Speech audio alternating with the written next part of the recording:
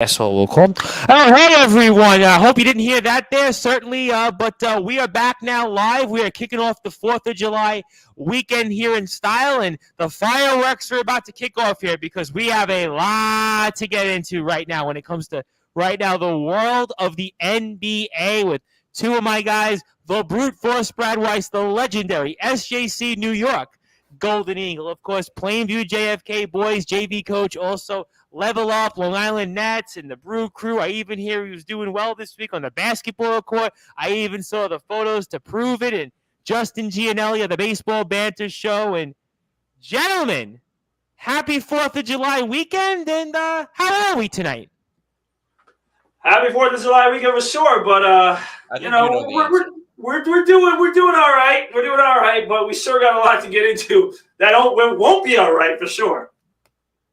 All right, well, we'll certainly find out here, and certainly it's nice to see everybody, and we'll get into that, I'm sure, in a few minutes, but I do want to get to it because it is the talk of the town. It's frankly the talk of the sports world, and you would have asked me, I guess, 48 hours ago if I would have said that the New York Knicks right now look like they very well could be the better of the two New York teams in basketball. It might even be having the better offseason. I would have said, what world are you living in? I wouldn't say what else, but that seems to be the case. But I'm going to the brute force Brad Weiss here first because I'm listening overnight to the radio. I'm listening to different guys and yada, yada, yada. And it seems like all of a sudden the New York Knicks had a plan. I mean, I don't know what I make of this, the brute force Brad Weiss, but let's talk about, obviously, the NBA and your thoughts on right now where we are in the offseason with the two New York teams.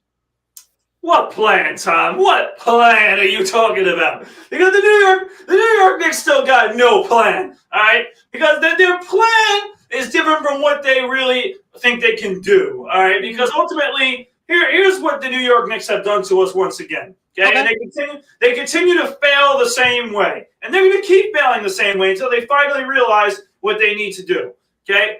I am not here to tell everyone. By the way, I want to give a shout out to Brendan Fitzpatrick, who a few days ago told me there's no way Jalen Brunson's going to the Knicks. Was he really drinking the Kool-Aid that he really thought that Jalen Brunson was still going to Dallas? Did he not listen to talk radio?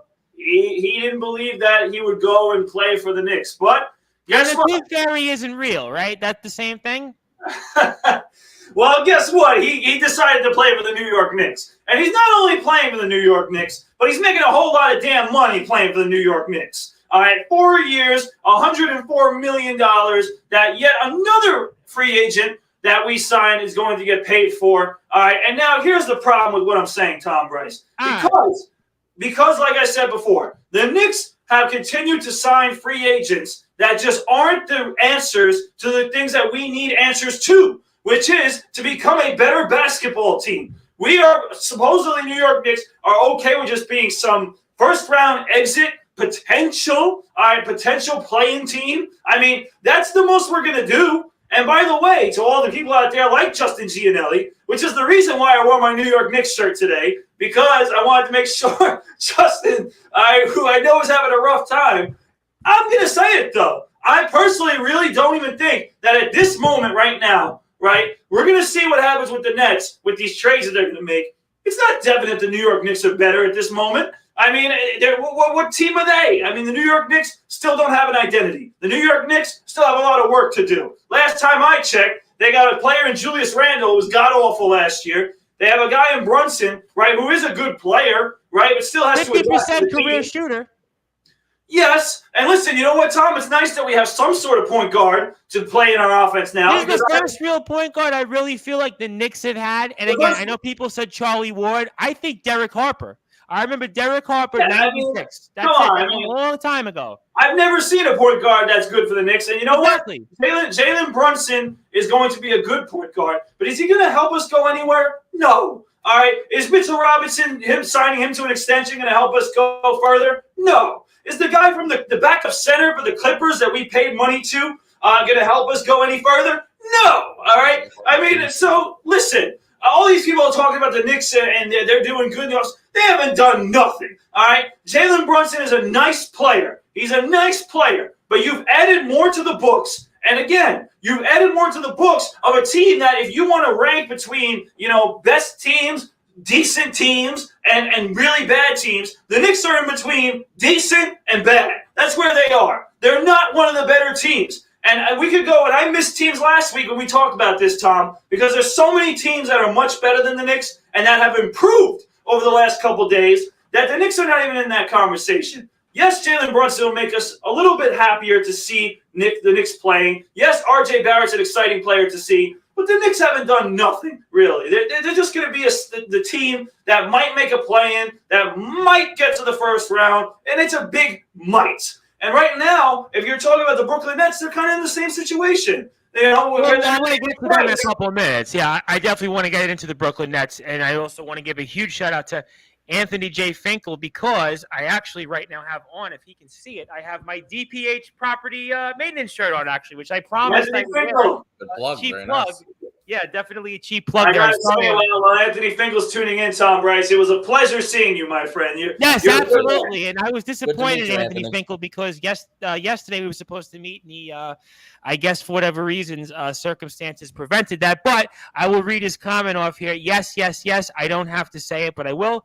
Friday night sports night with the boys, best night of the week. I'm fired up like the flat top grill at the All-American Drive-In. Well, I got to be honest. I mean, I'll get to the Knicks in a second, but All-American, I'll be honest, Portnoy score, like a 7 at most. I mean, I'll be honest. I mean, I know it's Long Island. I don't want to, I was in your home field, you guys, your home field advantage. I wasn't going to say, oh, well, it was a 3 or a 4, but like I said it then, and I'll say it now here live, I would go there like once every other few months because I'd probably be doing a lot more number 2s if I was going there. Certainly not like Duffy's. Certainly not Duffy's, but that's here nor there. And I did love meeting you guys and the Brute Force seeing you once again, and we'll definitely do more of that in the future. But let me come back to you, the Brute Force, on the Knicks for a second, because there was 2 points that I thought stuck out with me this morning. The first point was that Jalen Brunson would be better than the 11th pick. So if the Knicks had picked 11, Jalen Brunson, would he have been a better player than that pick? And also, on top of that, if I put Brunson, Randall, and Barrett together, wouldn't that give me, let's say, close to, 60 points a game? And wouldn't that automatically put me into a position, as some have claimed, whether it's on the radio, whether it's on social media, even that the Knicks actually are, maybe they're like a 6th seed or even a 5th seed, as some have claimed in the last 24 hours. That's what I've heard. That's what I've done. Emmanuel Babari on the Fan. I'm just telling you what I heard. I'm not saying that the Knicks are what they are. I'll get to the Nets because I want to talk a lot about the Nets. But that's what some are saying.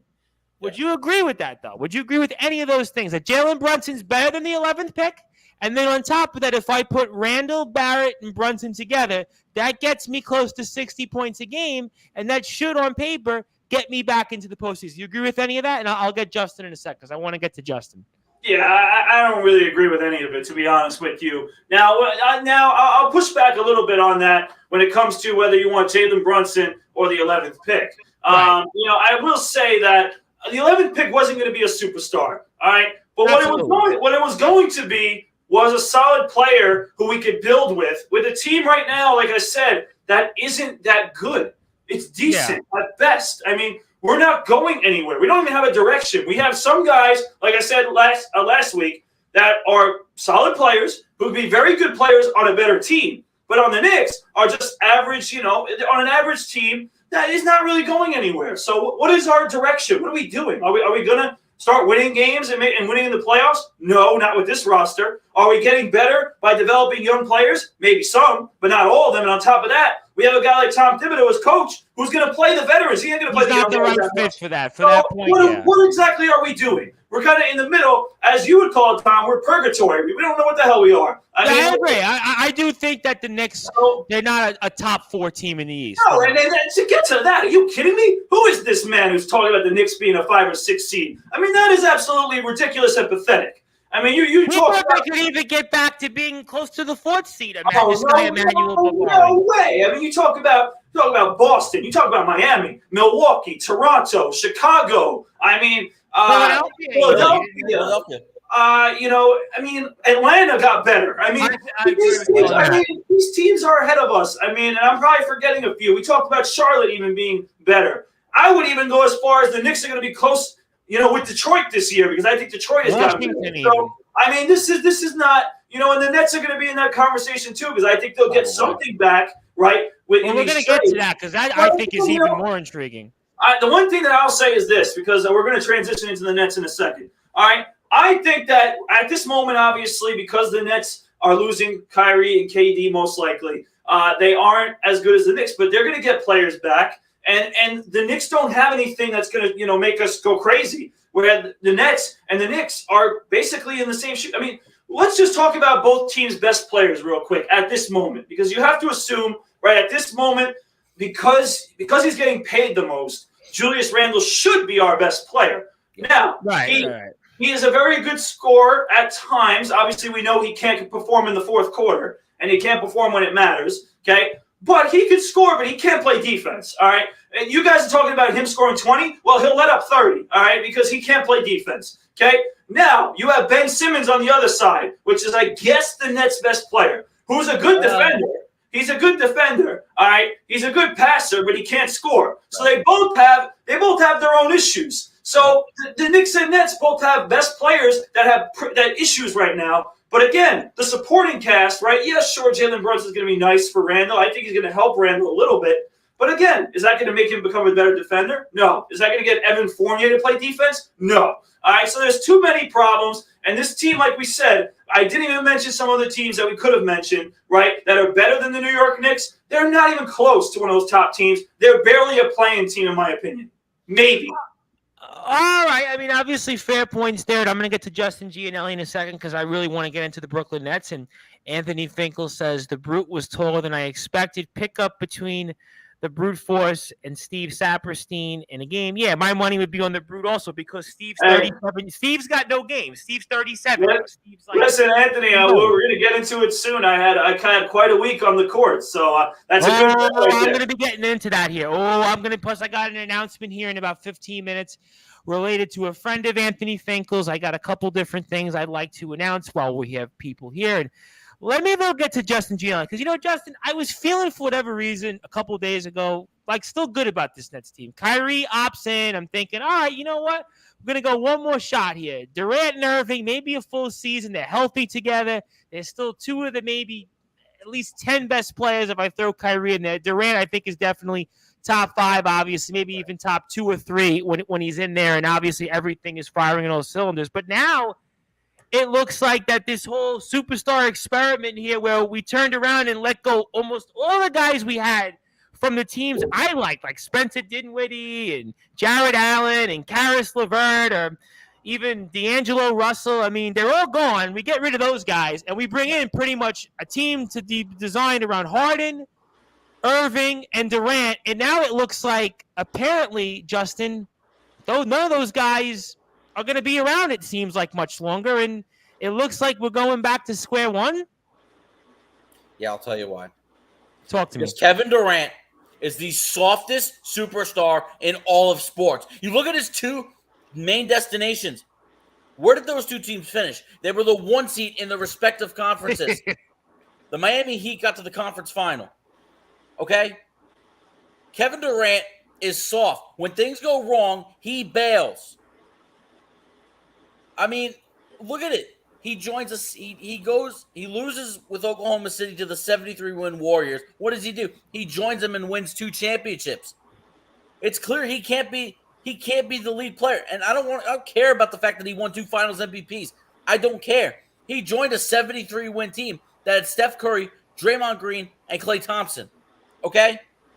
So now he comes here because he wants to team up with Kyrie Irving. And Kyrie Irving grew up as a Nets fan, idolized Jason Kidd growing up, being from West Orange, New Jersey. And it's been nothing but a disaster. I mean, yesterday was the 3-year anniversary of the quote-unquote clean sweep. The Nets were getting Kyrie Irving and Kevin Durant. And we capped it here on the Sports Report. I remember coming on here. We used to do it 3-year anniversary. I remember doing on Friday afternoons when I did it as a podcast. We would do it on Skype with my old team. I think Kyle Christopher was a part of those days. And everyone was like, all right, Nets, the next 5 years, we'll get 3 championships and be in 4 finals or something like that. This it has been less than 1 year since Kevin Durant signed his 4-year, $190 million max extension. Okay? Which means he's tied to the Nets for the next 5 years. Because this is year 4. Tack on 4 more after this. So, first of all, Kevin Durant has no leverage. The Nets can send him wherever they want. But this not only goes to Kevin Durant, but this speaks of incompetent front office and an incompetent owner. I don't want anybody to debate me right now because you will lose. Joseph Tsai is the worst owner in sports, and he needs to sell the franchise. He has no idea what he's doing. He doesn't know how to spend his money. Now, the Bruce Force's eye just bugged out. The Bruce Force is saying James Dolan. Joseph Tsai is at least James Dolan is somewhat of a competent owner. Competent. I mean, okay. Well, if you throw the Rangers in there, I mean, it makes a bit of the Rangers in there. But he gets. I have to give him credit for the Rangers. I mean, to be fair, the Rangers have had success the last 20 years. Cup finals, several conference finals. I mean, they might not have won a title, but you know, they've been in the running. Usually a competitive team every single year. I understand. But Joseph Tsai has been in this game for only a few years, and he doesn't know what he's doing. He took over this team from Prokhorov, who he didn't know what he was doing either. And he's probably hanging out with Putin somewhere over in Russia. I knew that was coming. Right. But I mean, and then Sean Marks.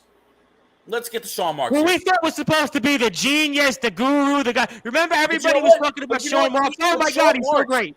But Sean Marks was doing such a great job rebuilding from what Billy King destroyed with the Kevin Garnett and Paul Pierce debacle. It took like a long time. It took about 5 years. Look how that turned out for the Nets. Look how that turned out for the Nets. And this is just as bad.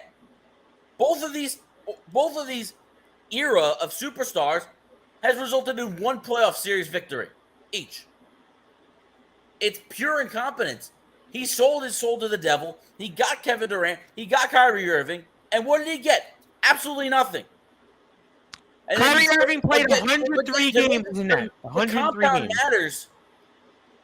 You cater to their wishes and you trade for James Harden, who is a fat, lazy SOB and does not care. And you trade Karis LeVert. Now, granted, that may have saved his life because of the condition, it was a heart condition or something that they found. And thank God that he's okay and he's back playing basketball. But you trade Jarrett Allen. You trade Spencer Dinwiddie. I mean, it's an utter disgrace what has happened since the James Harden trade. And that's really where everything went downhill.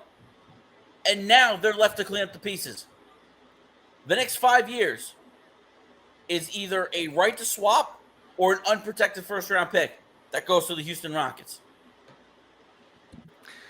Where are the Nets rebuilding? I mean, they're going to have to capitalize on as big of a package as they can in return for Kevin Durant and whatever they could get for Kyrie Irving. I don't know what his value is. I really don't. Yeah. But the fact that maybe that Kyrie is only tied for one more year, maybe that increases a little bit of value. And team might want to take a feeler, 1-year deal, 1-shot deal. But maybe. I mean, the pure incompetence of this franchise is going to lead this team into another decade of irrelevance. They're going nowhere. I don't even know if this team's going to be a play-in team next year. I mean, first of all, I will have to see what they get back for Kevin Durant. I will have to see what they get back for Kyrie Irving. I mean, because that's basically what's going to make up the roster next year. And what timing to announce a trade for Royce O'Neal and you trade a first-round pick? Why? Why? What does that do? No, I don't know. And to make matters worse, Bruce Brown signs a 2-year, $13 million deal to go to the Denver Nuggets. $6.5 million per year, and you couldn't bring him back? I don't blame him. I would have left too. This is a disaster. Oh, it is definitely a disaster. There's no question here that goes to my point here about the Knicks and Nets. And like I said here, I mean, you think about it, 3 or 4 years ago, again, those Nets teams in the long run would have been better off with that nucleus of LeVert and Dinwiddie and Allen and Russell even. I mean, that's the crazy part. We all thought, all right, 3 years ago, I remember coming on the Sports Report. It was a podcast when I was doing this as a podcast. And I remember, the Nets, this is going to be genius. Hey, they pulled it off, and it's going to be the Nets town. And like Justin said, one postseason victory. You know what? Jared Allen was one of my favorite Nets. I always liked him. I know they always complained he couldn't rebound the ball. Protector, the ferocious dunks. I liked him. There was something about him. They had a good energy. They had a nice core. They were fun to root for. They were believable in. But it's here nor there. Let me ask you a question, the Brew Force, Brad Weiss, because I find it interesting in a different perspective. Because, I know you played with a couple different guys that were, let me put it this way, questionable, polarizing guys. I won't name names, but you can kind of figure out who I'm talking about at St. Joseph's, right? But you have a situation now where Kevin Durant is supposed to be the guy you build upon, and you're basically going to put everything into the basket with him. Kyrie Irving is pretty much the same thing. I mean, right now you're on this Nets team, and whoever it might be that's going to still be here next season. I mean, how do you feel about this situation? I mean, how do you feel in terms of would you want this guy back if there's that possibility? Or, I mean, you're in the trenches with these guys, and you kind of expect, all right, we're going to be battling together. I know it's a business. I know it's a different world than even the way it was 20 years ago in the NBA. But, I mean, how do you feel about this whole situation with guys like Durant and Irving who continue to force their way out of teams after a short while? And they say, you know what? Okay, I didn't win, or I don't like this, I don't like that. And, what do you make of this? Yeah, it's just bad. In my opinion, it's horrible that this is occurring, and it's occurring on many instances now where people are just pushing out. And, to Justin's point, I mean, especially in Kevin Durant's case, I mean, this guy is just pushing to the best teams, which is not a good look for him, because, like Justin said, you go to a team that won a record 73 games in the regular season.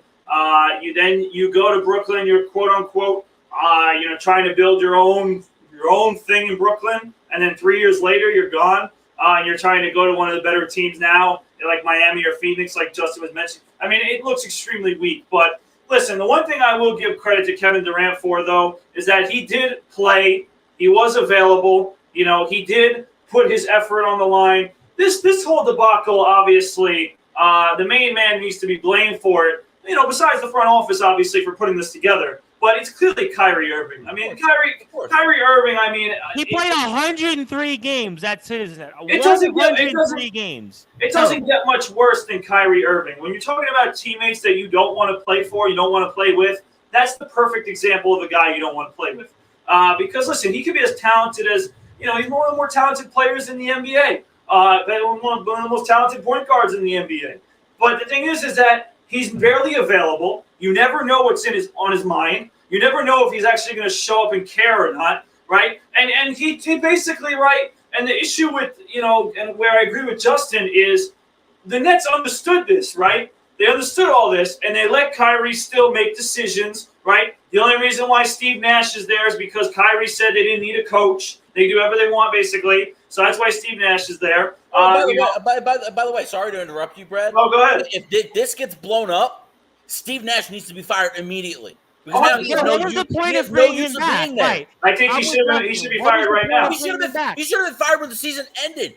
You talk about incompetence? He's incompetent. He doesn't know how to coach. But Durant wanted him back. He was supposed to be Durant's guy. That's the whole reason why he again, yeah, to Justin's point, I mean, he definitely shouldn't be here anymore because he was brought in by Kyrie Irving. But again, all of this was allowed through Sean Marks and Joe Tsai, who, listen, I totally feel Justin's, Joe Tsai rant for sure, but he's still not to the level of James Dolan. I mean, it's still not there. I know it's a short period and it's very frustrating, but James Dolan has done this for years. It's a longer cycle, and yes, we'll give him credit for the Rangers. But right now, I don't give a damn about the Rangers. We're talking about the Knicks. That's why we don't have Randy Dillon right now, because I don't really want to talk NHL moves here. I mean, I love hockey. No.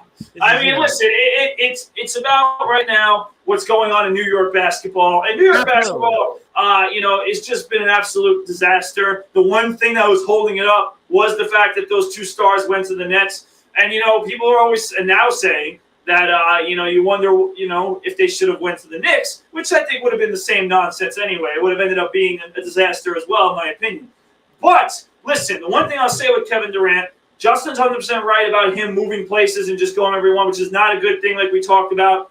But he was available. He played games. He was the guy who was out there when Kyrie Irving was we don't even know where he was, whatever he was doing. I mean, he had excuses, 10 different excuses for why he wasn't on the court. I mean, Kyrie Irving is the main guy to blame, but I 100% agree with Justin, too. You got to blame the front office. There's definitely blame there. They did a terrible job. And considering, like Justin said, and many Nets fans have told me, they love those Nets teams with Kenny Atkinson. Those teams were fun to watch. You got to say, I mean, everybody, there's people out there saying, bring Kenny Atkinson back right now and just start that up again. I mean, listen, that was a good team. Now, you got to understand, though, when you have the opportunity to get Durant and Irving at the time, that it's hard to pass up. So it's hard to say that the Nets made the wrong decision. It was a mistake. It just turned out to be a disaster. And one more point to Kevin Durant being soft is that if he goes to Miami, he only wants to go to Miami if the roster has Jimmy Butler, Bam Adebayo, and Kyle Lowry on it. Excuse me, I would like at least 2 of those back because that's Kevin freaking Durant. I want Bam Adebayo in that deal. I want Jimmy Butler in that possible deal. And listen, I'm not playing with all 3 of those. Justin, I'm going to pivot it right back to you real quick because obviously, Miami and Phoenix have been the teams that have been talked about that he wants to go to. But realistically, I mean, I'm sure you've been looking at it. I've been looking at it too. I mean, there's other teams that potentially might have a better offer for the Nets, even though it's going to be hard because like we all talking about too, Kevin Durant's got 4 more years on his contract. I mean, when he signed that contract, just got 4 first-round picks today. Oh, Utah Jazz. Utah. How about those 4 first-round picks? How about Donovan Mitchell, please? Yeah, but hold on. Is that even enough though for Kevin Durant? I mean, you still got to get obviously. That's the thing. It's not. If Rudy Gobert can net 4 first-round picks plus multiple players, right? Then what's Kevin Durant worth? 10? Right, and that's why I was very good. Yeah, no, I mean, Durant's an all-world Hall of Famer. Well, if it's 10 first-round picks, I'd say I'd actually make the move. I certainly don't know, but I want to get to a couple of people very quickly. I want to give a huge shout-out to, of course, Five-Town Sound men's and women's soccer head coach Jason Vicina, because Coach Vicina says, go New York, go, Brad Hume, and he also goes, Will Clyde Frazier. And I also want to give a shout-out to Coach Vicina because we have camp for our soccer team starting up on August the 8th, and I'm looking forward to being there at camp. I'm looking forward to speaking to some of the players here next month, and I'm excited about that. And, of course, 5Towns _ for all the great things that the program is doing. FTC men's soccer, of course, FTC women's soccer for everything else related to the team. And I'm looking forward to seeing Coach. And Coach also suggested that he saw us at the All-American Burger because he could not grace us with this company, that we meet maybe a little bit more closer to where he lives and maybe some pizza next time. Because I got to be honest, All-American Burger, it was great, but I need a real meal on Long Island. I'll say this real quick, Tom, on that, because I was actually speaking to Timmy Hurd the other day. He suggested an Italian place for us. So there's a few people that are talking about it. Good, because Italian, please. No more of these Burger King places here. And Jason Vicina, coach, says classic mid-2000s Knicks Isaiah Thomas era in terms of, I guess, worse, maybe more running. Where they're at right now, 100% right. Yeah, those are we're talking about, like David Lee right afterwards. So classic Knicks. Yeah, Isaiah Thomas did destroy everything he touched. Yeah, that was pretty bad. I'll get to Carlos Otoro Chavez in a second, but Anthony Finkel chimes in here and says, I never understood why people painted murals of KD around downtown Brooklyn. KD never won anything in Brooklyn. When the going gets tough, he cuts and runs. A stone-cold loser. I mean, spot the lie. Honestly, spot the lie. There is none. No. I remember. He's exactly right. I remember going around downtown Brooklyn, right around Fort Greene, around Atlantic Avenue, and all Flatbush Avenue over there. I referenced Oklahoma City losing to the 73-win Thunder. 73-win Warriors. They had a 3-1 lead that they blew. I know. I know. So, what happened? Why? What happened? You wanted to go jump ship? Well, we'll certainly see to that. And Carlos says Nets ownership is poor. Durant is no dummy. He wants stability. Nets should have locked up Kyrie right after end of season, but they let that become an issue. No, I disagree. You can't, after what Kyrie Irving has given you over the first 3 years, how could you pay him the max long-term contract? No, I agree with you. You put 103 honestly, games in 3 years. Yeah. And to your point, when we started the show, Tom, I thought the Nets played their cards perfectly. So did I. By letting him opt in, saying, no, you don't deserve the long-term deal. But clearly it's angered Kevin Durant, apparently. Yep. And now we've got this debacle. The whole thing's bizarre. The whole thing is bizarre here. And also want to make sure I get this in because Anthony Finkel is tuned in here. We are going to have a friend of Anthony Finkel's on to Sportswire Radio. That'll be on July the 12th, I believe that'll take place. July the 12th, 8 o'clock Eastern time. And that'll be pro wrestling star, up-and-coming pro wrestler, Chris Urban. Of course, Chris and Anthony go back because they played in the band together. And Chris is also a Brooklyn guy. He's got an interesting story. You can follow him on Instagram, and he's definitely somebody who can do a better backflip than I could. I don't think I could backflip like Chris Urban. But Chris is a big fan of ours. I speak with Chris all the time. He's an up-and-coming wrestling star. You can follow him on Instagram at UrbanW. Chris Urban also on Facebook. And got a really, really interesting story. He was a heavy metal musician who actually toured with the likes of E-Town Concrete, and he also toured with Vanilla Ice even. He actually played a gig with Vanilla Ice. So I'm going to be asking about Ice Ice Baby. Well, maybe not so much Ice Ice Baby, but I'll definitely be asking him about some of that. But most importantly, I'll be asking about his wrestling career because his first match is upcoming July the 30th here. He'll be wrestling in Queens at the House of Glory for their show, and Chris will be a huge part of that. So I will be there in attendance. I look forward to attending that, also getting my coverage here on Sportswire Radio to Chris and the rest of the card. So Urban W, looking forward to speaking with you, Chris. That'll be on the 12th of July, 8 o'clock Eastern time on all of our Sportswire Radio channels. So I'm looking forward to that, Chris. So bring a lunch pail, bring some backflips, and maybe bring a bass guitar or two because we'll be speaking wrestling, we'll be speaking music, and probably everything in between. So looking forward to that, brother. And we're here on Sportswire Radio speaking all things related here to the world of the NBA. And I want to come back then to the NBA and come back then to the New York Knicks. I still want to answer my questions. I'm going to answer for both you guys right now. Who has had the better offseason? Isn't it the New York Knicks after everything I just heard about the Brooklyn Nets? I mean, there is a point. In fact, I even heard that Leon Rose apparently has had a plan. And to be fair, we got Brunson. That's what some people are saying. Please with the plan. What was the plan? Was it to hire his father so he would come to the team? That was the plan. That was the big plan, to hire his father, and then Leon Rose's son is his agent. Yeah, exactly. I mean, it just doesn't get more ridiculous. I mean, come on. This is how bad the New York Knicks have gotten, that they have to go, get daddy to come on the team, right, and get the son to be the agent so that some guy can come to the team. That's not even that good because we can't get the top free agents. We can only get average players that we sign that make us an average team at best, and we go nowhere. And this is typical, just like Jason Facina said. It's the same old damn Knicks where they're okay with being either bad or just somewhat average to make their fans go crazy for one season, and then for the next 6 or 7, we got to suffer and see this team play absolutely horrible basketball. Do you think they'll be a horrible team, though, this coming season? Do you think in your honest opinion?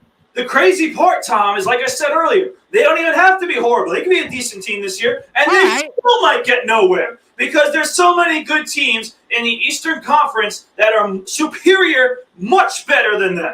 I mean, it's not, please. They're going to be a team that maybe competes a little bit, but they're not going to beat. If they even get to a first round, they're not beating Boston. They're not beating Miami, Milwaukee, Philadelphia. I mean, they're not beating Toronto. We could go down the line. They're not beating any of these teams. So, what are they doing right now? They're making themselves somewhat average, so maybe Knicks fans will keep showing up to the games. I mean, that's what it's about, right? I mean, listen, Knicks fans show up no matter what, right? Yeah. Attendance, which is a bad thing. Their ceiling's 42 wins. Yeah, I That's it. kind of Their agree. ceiling- Like 43-ish, 44. Their Yeah. ceiling is about 42 wins, which might get you the play-in, but that's about it. Here's the thing that don't excite any of us, No, it shouldn't. especially me. I haven't seen this team do anything. I don't care to see them make a play-in and get eliminated. I've seen them get eliminated too many times. The word eliminated is probably one of the top words that associates with Knicks in my lifetime. All right, eliminated Knicks. All right, it just continues to happen. When are we going to see this team win more than one damn playoff series in 20 damn years? That's pathetic. No, that is a I mean, pathetic come stat. on. It's my whole I've been lifetime. saying that stat, by the way, for 3.5 years on Sportswire Radio. 3.5 years. And Coach Vicina also wants to remind me about the Nets. Don't forget Kenny Atkinson. Of course, local guy here from Long Island was let go. If I'm not mistaken, and I think I'm right on this. I think the last conference final between both of our teams was 2003. The back-to-back years when the Nets got 2003 lost in the finals. Yeah, 2003. That's the last time you saw a New York they were New Jersey as well back then. But the last time you saw the Knicks or the Nets in the conference final was 2003. That's 20 years ago. And they faced off in the postseason the next year, 2004. Correct me if I'm wrong. The Nets and Knicks squared off in the postseason, or am I getting and I think the Nets swept them. Yep, that was my point. That was exactly my point. That was when it was. But I think we lost. But I think the Nets lost to the Pistons in 7 games. With 7 games, I think it was round 2. I don't think it was. Yeah, it was second round, 7 games. That was when the Nets acquired right before. No, Vince Carter was the next year, 2004. They still had Richard Jefferson and Kidd, and that was before Carter was the next year. Might have been. That might have been the year they got Alonzo Mourning.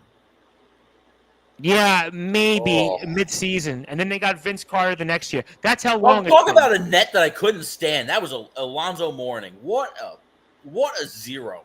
And then he went to the Heat, predictably back and won a championship with them off the bench, which was so predictable.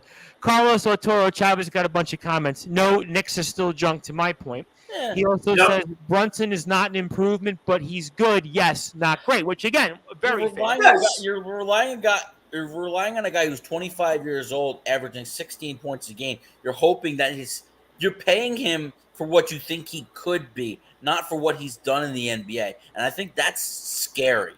When you have a dead weight and a cancer in Julius Randle that you can't rely on, it's hard to trust the Knicks.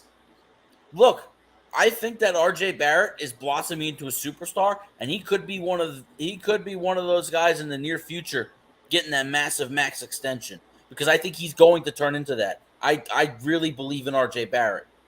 The rest of the roster, I have my concerns. I think those are fair points, and Carlos also says, plus Brunson's style clashes with Tibbs. I think it does, actually. Barrett and Brunson will suffer because Randall is still there. Thank you. Tibbs burns out players, and his teams need to be under 25 years of age. And I think Tom Thibodeau Tom Thibodeau is kind of like the John Tortorella of the NBA. That's what I've learned. Tom Thibodeau is essentially the John Tortorella of the NBA in terms of he runs his best players, he runs his veterans into the ground. He wins, but it's a very short window. It's a very, very short attention span. But to a point that I heard quickly, Tom, from another person who was coming at me about the Knicks. I mean, let's just see if even these two players in Randall. I mean, first of all, Randall, we all know, I've said on multiple occasions, needs to get traded. But that's another story. But let's just see if Randall, right, and Brunson can even survive a couple of years. They might be injured for how much Tom Thibodeau's going to run them into the ground. I mean, and Barrett too. I mean, I'm concerned for him as well. You saw last year where in a meaningless game I believe we were winning by 20-some points in the fourth quarter, and Barrett's still on the floor for some damn reason, and he sprains his ankle. Like, get him off the court, Thibodeau. Like, he's going to run these players into the ground, and we still got Derrick Rose around, who will probably get hurt again this season. So it's just the same story. And again, for anyone who plays 50 games, it would be like a miracle this coming season. So for anyone like that moron you talked about earlier on the fan, all right? Emmanuel McGuire, who I have to say, by the way, for whatever reason, when you host a show, it almost seems like the guy, and I know he does some college commentating work, but the guy, like, when people call up, it's almost like he fights with them. Like, he's like, even all his points, the Yankees, the Mets, I don't know if it's like a gimmick, but like, dude, I mean, you gotta like chill. Let the people speak.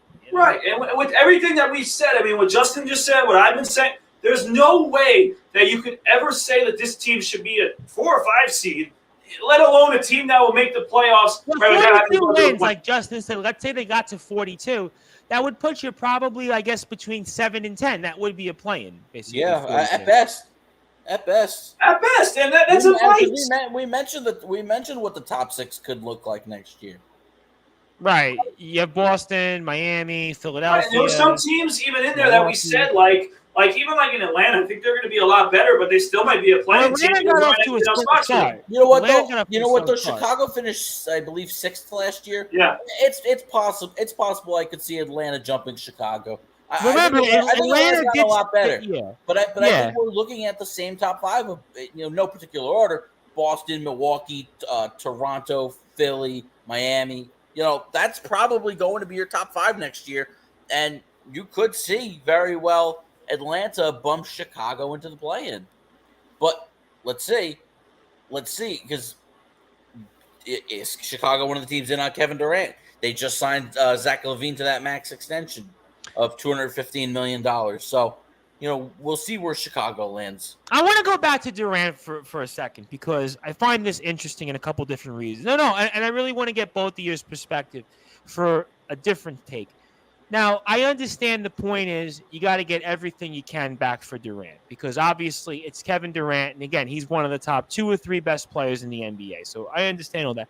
But, I mean, do you almost go along with who he wants to be traded to, or you almost punish? But it's my point. Or do you punish him and trade him like somewhere like in Siberia, and take the first round picks, take the couple picks, but say, you know what, Kevin Durant, fill in the blanks. You're going to go to a team that you don't desire. Instead of, well, I want to go to Miami, I want to go to Phoenix, or whatever else, because he really is a coward. I mean, I could never imagine a guy like Patrick Ewing wanting to go and, let's say, I'm going to go play with the Bulls and Michael Jordan. I mean, I could never imagine a David Robinson doing that. I could never imagine even an Hakeem Olajuwon. But yet this guy Durant, you know what? Him and Irving, I mean, they might be different players and for different reasons and what you might respect or not respect. But part of me does kind of feel like, you know what? Frig this guy. I'm going to trade him. Here's a good example, Tom. Yeah, okay, good. Here's a good example. Because he's jumped ship to different teams a couple times. Okay. LeBron James. But one thing that LeBron has never done, LeBron's never demanded his way out. He may have jumped ship, formed the big 3 in Miami, and then, worked his way back to Cleveland and then formed with Anthony Davis in Los Angeles. But he always picked his own destination. Right. He never forced his way into a trade situation. He at least has more skin than Kevin Durant. And you know what? If I was true competence and if I was ownership in the front office of the Nets, I'd say, sorry, Kevin, we're not trading you. You have no leverage. We have you for 5 more years. You're not getting traded. Sorry. We're not placating to your needs. The brute force Brad Weiss after that. Let me get to a couple of Carlos comments because I want to follow up with that because he said something interesting, Justin. And Carlos had to say Detroit will break Vegas, I think, in terms of win-loss number. Durant is a good player. We'll have to see where the over and under is. Yeah, Durant is a good player, so he can ask for a trade. There are worse players making demands in the NBA. But let me ask you, though, the brute force Brad Weiss, following up what Justin Gianelli had to say. Let's say, hypothetically, though, that you don't trade Durant. And you're a player, you're a teammate of his. Would you want to play with this guy, or does he have to be going from your standpoint? Because I know you played with some guys. I don't want to say their names, but I covered some of those guys, and they were interesting guys. And so I know you played with some teammates that they all aren't Matt and Timmy Hurt, that we all love and adore here on Sportswire Radio. But my point is, let's say you don't trade Durant, and you know what, frig him, you say. How would you feel as a teammate? Would you welcome and embrace him, or you want this guy out because of his demands? What do you think?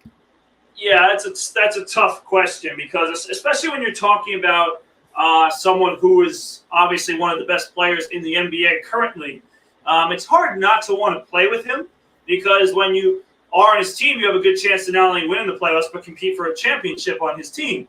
So it's hard to not want to play. Now, obviously, there's going to be that awkwardness when it comes to the fact that he wanted to be gone from the team and he's still there. But at the same time, listen, right now, to Justin's point, I mean, how many teammates is Kevin Durant even going to have on the roster that were even there last year? I mean, there are not that many at this point. You lost a bunch, so it might even be somewhat of a new team around him. So and also you got to see what happens with Kyrie Irving. Also, who's going to get traded first. So ultimately, there's a lot of question marks. But as a player, it definitely would. If I was a new player coming into the Nets, it would kind of be exciting if he stayed because then we'd have more of a chance to obviously instead of being maybe a playing team to being one of the top teams in the East again. But if I'm a guy who was just on the team and he's still there, there's definitely that awkwardness for sure. But to get to kind of more into this topic more, because Justin did make good points. I mean, when it comes to Phoenix, right? And I know that Phoenix just signed Booker to the extension. But I mean, if you're trading with Phoenix and you have Kevin Durant, you better get you should want Devin Booker. He's that good of a player. If I'm the Nets, I'm walking away from the deal if Devin Booker is not a starter. Right, and that's the key to this because the Nets shouldn't feel like they have to get a deal done. That's just not that good for them. It's decent, but not that good. I mean. And there's not a lot of teams that could give him a great deal. I mean, I've heard other teams, and Justin will love this one because this one's ridiculous. Of course, this wouldn't be a desired spot for Kevin Durant, but I don't think Justin Gianelli would be so happy to hear this one. I know where this is going. I know exactly where you're going, too. Yeah, there have been talks about the New Orleans Pelicans potentially with Zion Williamson being one of the guys in the trade. Yeah. And listen, I don't see that as a great fit for the Nets, but they might see Zion still as a potential. Would you accept that though? Would you accept a trade like that? In other words, let's say you did Durant for Zion Williamson. Well, there's still got to be a lot in there. I mean, I would. But if he's the part, here's the thing, Justin. Now let me ask you this: if it was Zion Williamson, Brandon Ingram, and maybe another solid player with picks, then maybe you might think about it. But I still don't think you would take. I have no interest in Zion Williamson, and that's another monstrosity that is pissed me off to no end. Is this idea that they're giving him this 5-year max extension of $231 million for what? He's played less than 50% of the games since he's been drafted. He didn't play a ball last year. He's played 85 games in 3 years. And you're giving him $231 million for what? What has he done? I do not giving him a contract for what you think he could do. Perfect that situation because that's all they do is get guys who don't play. Ben Simmons hasn't stepped on the court for this team. Yeah, it's a franchise that, for whatever reason, the Nets have moved to Brooklyn. They've had just the worst luck with star players coming in, whether it's Garnett, Pierce, Darren Williamson, obviously now with Harden and Irving and Durant and don't even mention Darren Williams. I hate Darren Williams so much. And Carlos also chimes in and says these teams are giving way too much. He isn't a Westbrook or Carmelo. Durant is good. Does he really have an attitude?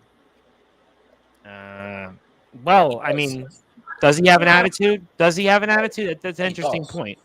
He does. And you think he has an attitude to brute force Brad Weiss, or it's just all business? I mean, there's definitely got to be an attitude, obviously. But I mean, this is a business decision as well. But obviously, like Justin said, it's incredibly weak, and it's soft, as he said. It's a soft move just to want to go to a really good team after what he's done already. So it's not an ideal situation. And another team I'll just mention quickly, because I saw New Orleans. Another team I saw that was mentioned, but I don't think even they have enough to give to the Nets is Toronto. They always talk about Ujiri pulling off trades like this, but I still don't think they have enough to give you guys with the Nets. I mean, there's really no package that has enough for Kevin Durant. It's a non-starter if you're not giving me Fred VanVleet and OG Anunoby. It's a non-starter. Yeah. I don't think there's plus, I don't know their pick situation, their draft pick situation going forward. How many draft picks they can offer? That's the thing with working with these teams. You're going to get a ton of future picks, but you also want players now. You got to fill out your roster, and B, you're likely not going to go into a full rebuild. You're trying to retool a thing, hoping you're a playoff team next year, and then who the hell knows? But I mean, Toronto, great. What do you got for me? Not enough. Click. I don't think there's a team that's got enough, and then without parting with one of their best players, and you know what, Kevin? Suck it up and play for the Nets. End of story. Suck it up. It might very much happen. Stop being a thin-skinned superstar who fights back with everybody on Twitter. I mean, just shut up and deal with it for once. Shut up and deal with adversity. Well, I mean, this is going to definitely, I think, be a black mark on Kevin Durant because of the fact, okay, he came to Brooklyn. He was basically, everything was done to build a team the way Kevin Durant wanted. Kyrie Irving, they finally play with each other, and it seemed like he was supposed to be the match made in heaven, James Harden, and all these different players. And Carlos says the net situation is more leadership than anything. Well, I mean, obviously, the leadership's I documented not that there. already. Absolutely. I mean, look, it's unfortunately that situation for the Nets. I mean, it's a franchise that only gets one postseason victory out of these guys. I mean, that's certainly a mark more than anything else. And let me ask you a question, and I see I'm getting messages from different people. Randy Dillon's going to have to wait a little bit because really not in the mood yet to talk some NHL. But when it comes to the wrestling, I heard the Utah Jazz mentioned quite a bit. Obviously, 6 first-round picks and a number of different things here that they've been done some other teams. For you guys, what are some other teams when it comes to the start of the offseason that have caught your attention? I'm going to go right ahead and tell you to start buying stock in Minnesota Timberwolves futures. I mean, and this actually correlates with the Utah Jazz because today they made that trade with the Jazz acquiring Rudy Gobert. And, and obviously they were also one of the teams handing out the Supermax extension. And then for Karl Anthony Towns, who is one of the best big men in the game. And the Minnesota Timberwolves, while they gave up quite a bit, but you still have D'Angelo Russell, Anthony Edwards, Jaden McDaniels is probably going to be their starting 3. And then you have Gobert and Towns. I mean, I don't know how, that's going to be one of the best starting 5s in the NBA, and it'll be interesting to see how they build their depth, and how they really, build their roster so that they're not worried about overloading these guys, and they're ready for a deep run because we've seen a team up and coming, a team that made the play-in game last year to. They're getting into the first round. A tough battle gave Memphis a run for their money in the first round. So, absolutely. They could have won that series too. Minnesota arguably should have won that series. They had their chances. Blew some big leads too. Big leads. They had Memphis on the ropes, and they really had their opportunities. And and Sam Mitchell's a good coach too. So, I think the Minnesota Timberwolves are in a very good place to make a big jump in what it could be a wide open West. And that's a franchise that's had not much luck over the last 20 years. It looks like they finally got back on track. Now think about it. What are the Jazz going to be? Are they going to trade Donovan Mitchell? So are they going to head into a rebuild? The Lakers are old. You can't trust them. The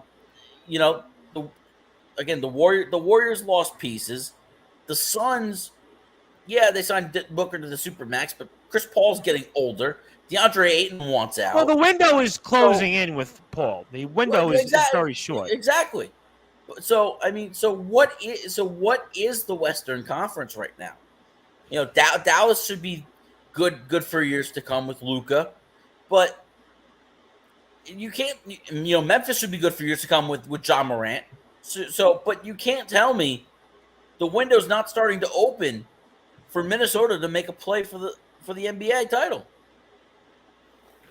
And Coach Vicina says, "Amen, Brad." I don't know what did you say that you said amen for. It's probably when I was talking about the Knicks.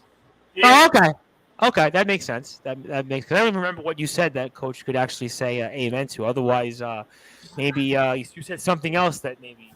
segue to. And obviously, again, shout out to Coach Facina. Coach, I'm looking forward to coming to camp in August and interviewing some of the players. And we are on Sportswire Radio, speaking all things related to the world of sports with the brute force Brad Weiss from the SJC New York Golden Eagles, and of course, Level Up Basketball, Long Island Nets. Brew Crew, are you still playing on the Brew Crew? I should ask. Are you still on the Brew Crew these days? Should I even bring them up? Okay, so Brew Crew still on the team. Still, I want to make sure because it's kind of been a while since we kind of mentioned the Brew Crew. Obviously, also many other things that Brew Force does. He's a jack of all trades, truly.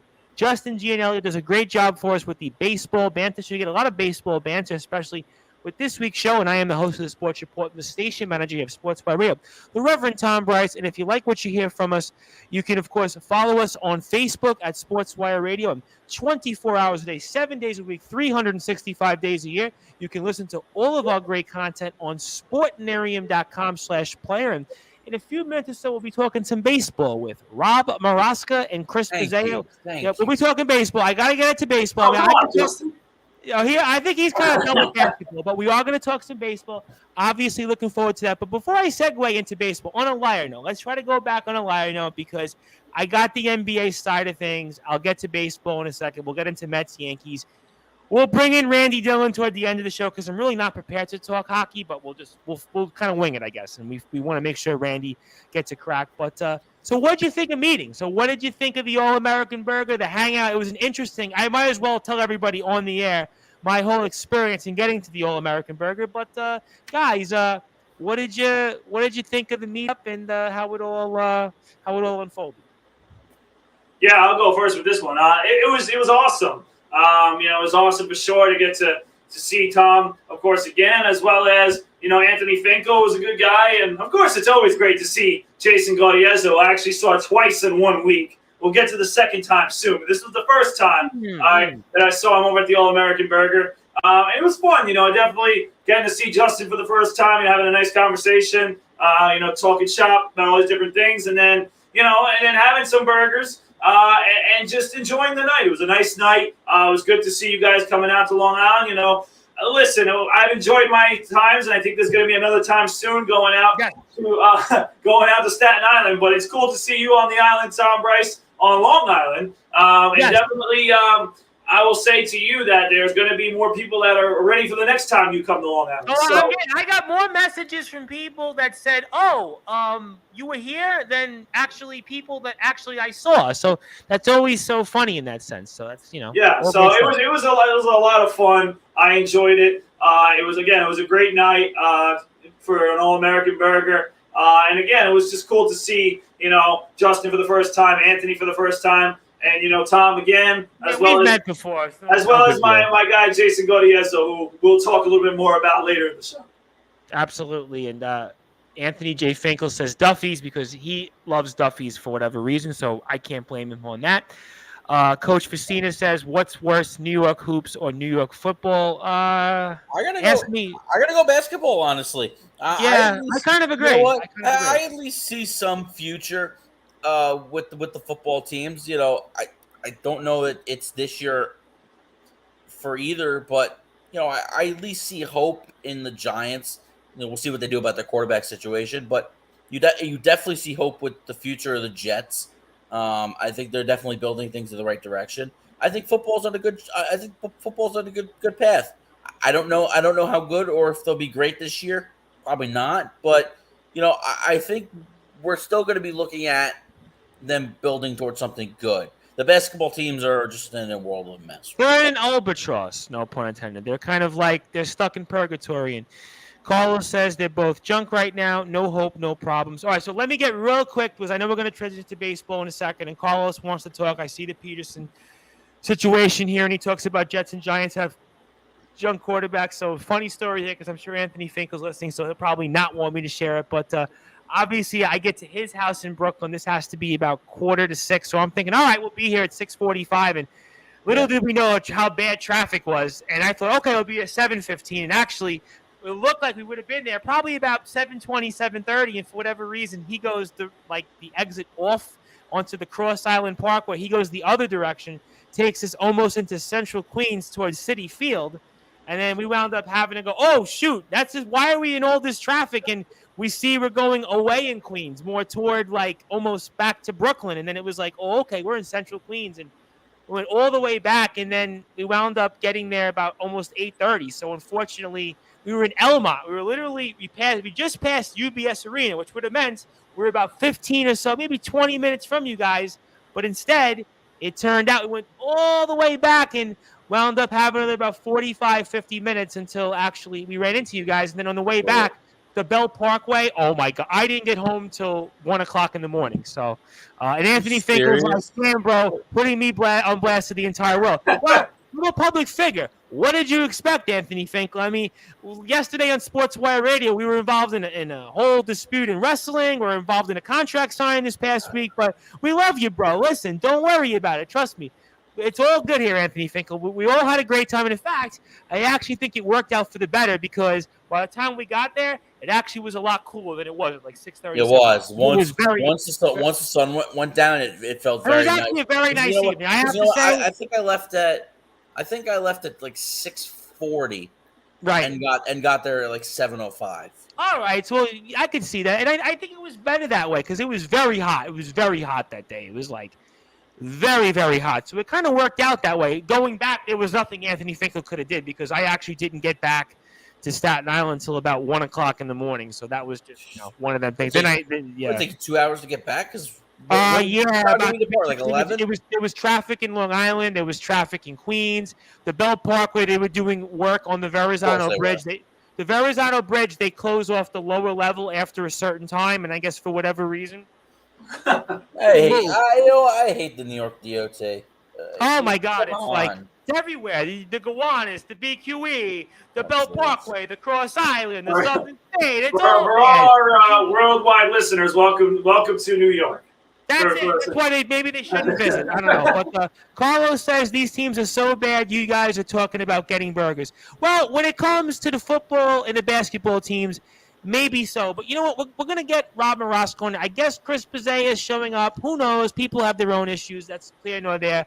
But we'll get Rob Morosco on here in a few minutes. So we should transition to baseball because you know what? I got the NBA side of things. I've done enough with and we have Chris Pizzea here, actually. There we go. You know, I'm actually literally about to transition into baseball, and then speak of Chris Pizzea, host of the Talking Rivals show. So, Chris, how are you, my friend? Good. What's going on, guys? Sorry I missed you guys last week, man. I would have loved to. No, you didn't miss much. You didn't miss. Well, first of all, my condolences, obviously, but thank you. Obviously, you didn't miss much. I was talking about the traffic story because on my way back home, which was nothing anybody could have did. It took me 2.5 hours to actually get back to Staten Island because the Bell Parkway had traffic, Long Island had traffic, Queens had traffic, the Verrazano Bridge, they closed off the lower level. Nobody knew anything. So from, I think it was 25th Avenue on the Bell Parkway, from 25th Avenue to the Verrazano Bridge, it took me an hour. Then on the Verrazano Bridge, it took me like 25 minutes. So that was here nor there, and I actually had to take a leak in between. So that was an interesting experience. But Chris, obviously, and Christmas me losing my voice for about an hour.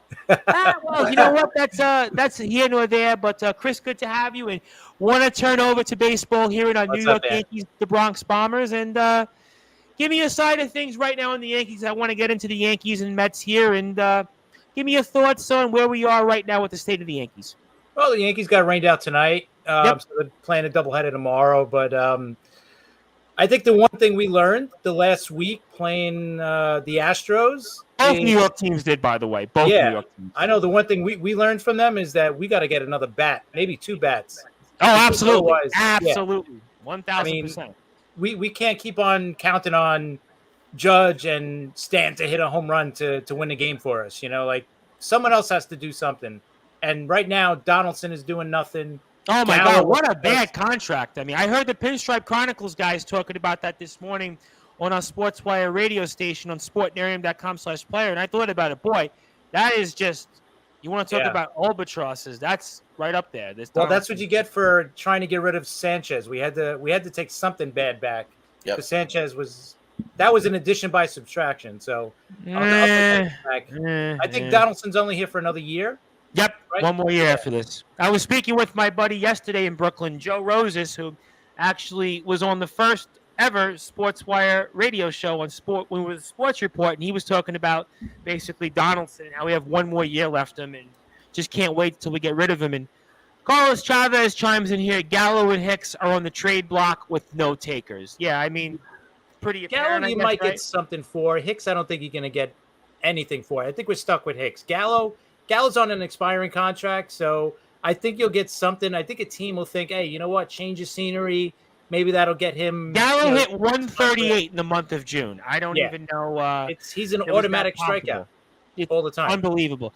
And Carlos Arturo Chavez chimes. He means the Ferry Hawks wouldn't even want those guys. I mean, well, the Ferry Hawks are a pretty bad team this year. I have to say the Ferry Hawks, in fact, I should probably put them on notice. In fact, the Staten Island Ferry Hawks are so bad right now that if you begged people to go to a Staten Island Ferry Hawks game, they wouldn't even notice. That's kind of how they are. Do they still have the woman? Isn't she pitching or something like that? Wasn't there a woman pitching for them? Like briefly. I mean, right?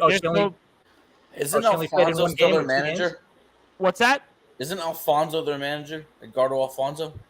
I think so. I know Nelson Figueroa is a coach on the team. That I know. Nelson Figueroa is, I believe, the pitching coach on the team, which I guess might be. He was on SNY?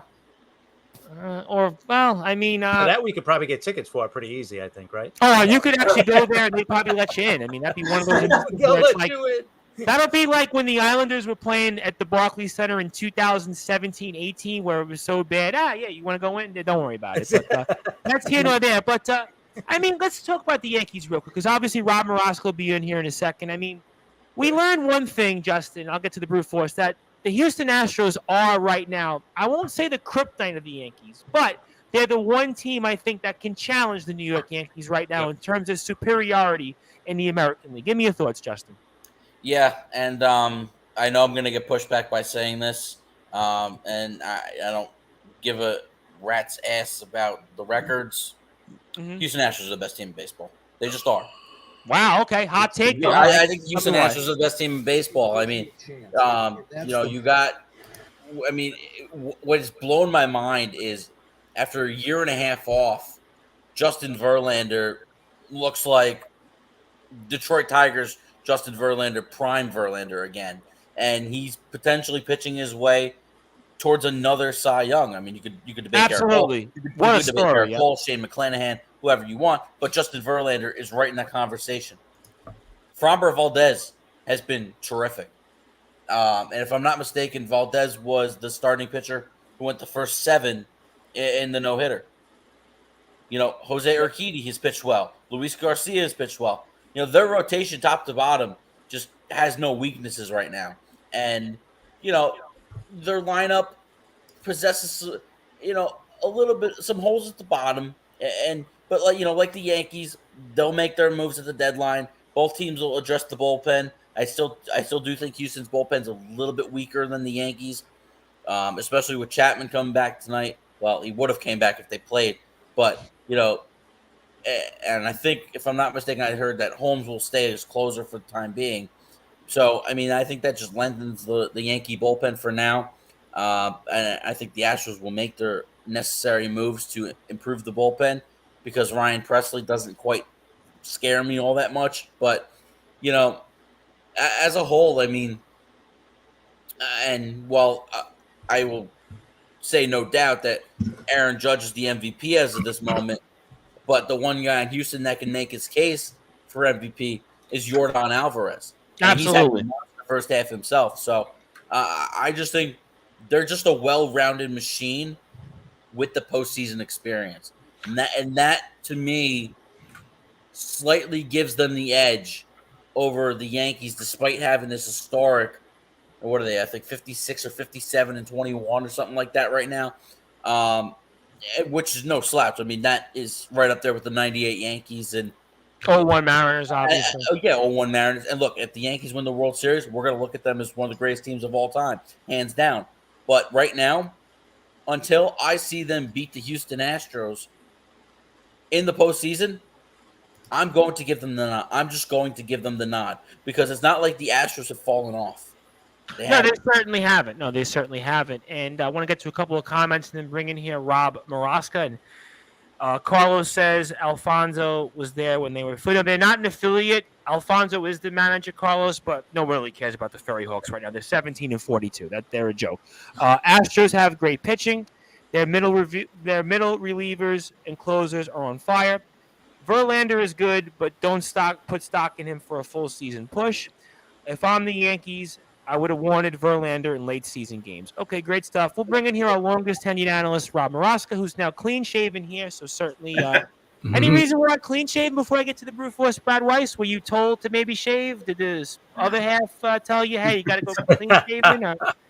Nope, just did it. Okay, all right, fair enough. Listen, some people are like, well, my girlfriend told me. You did it my to wife shake told things me. up so the Mets could end their 3-game losing streak. Yeah, I'll give you that. Hey, It works. I'll give you that. I'll definitely give you that.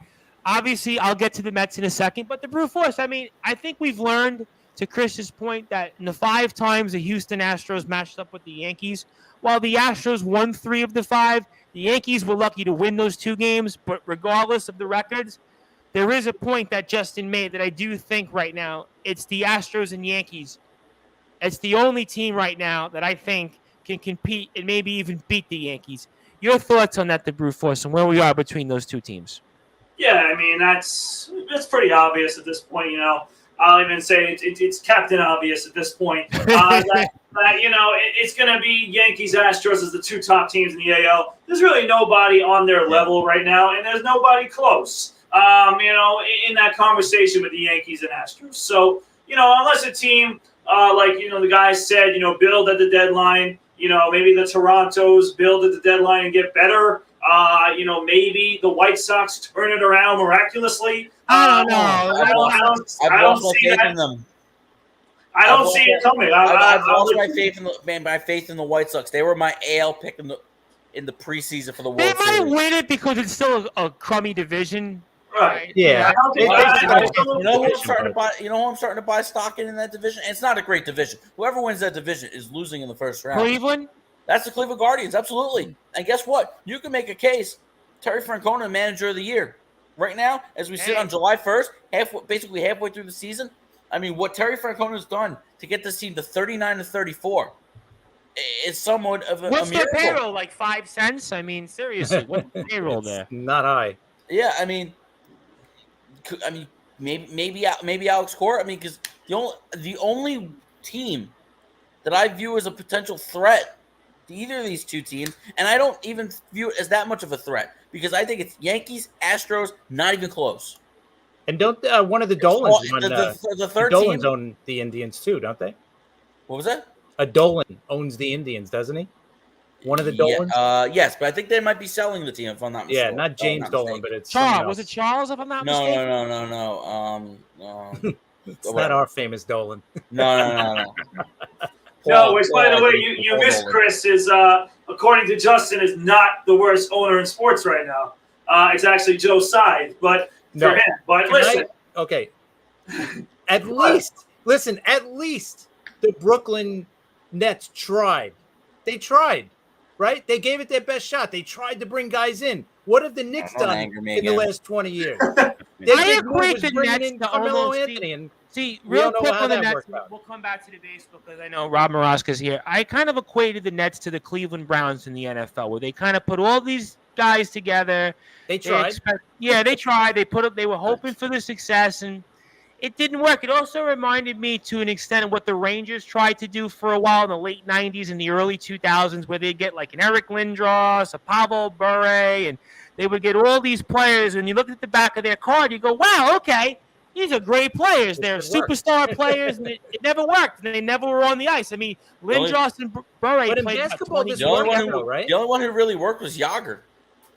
Yeah. Yager was great for them. But Yager was still in his prime. But no, not really.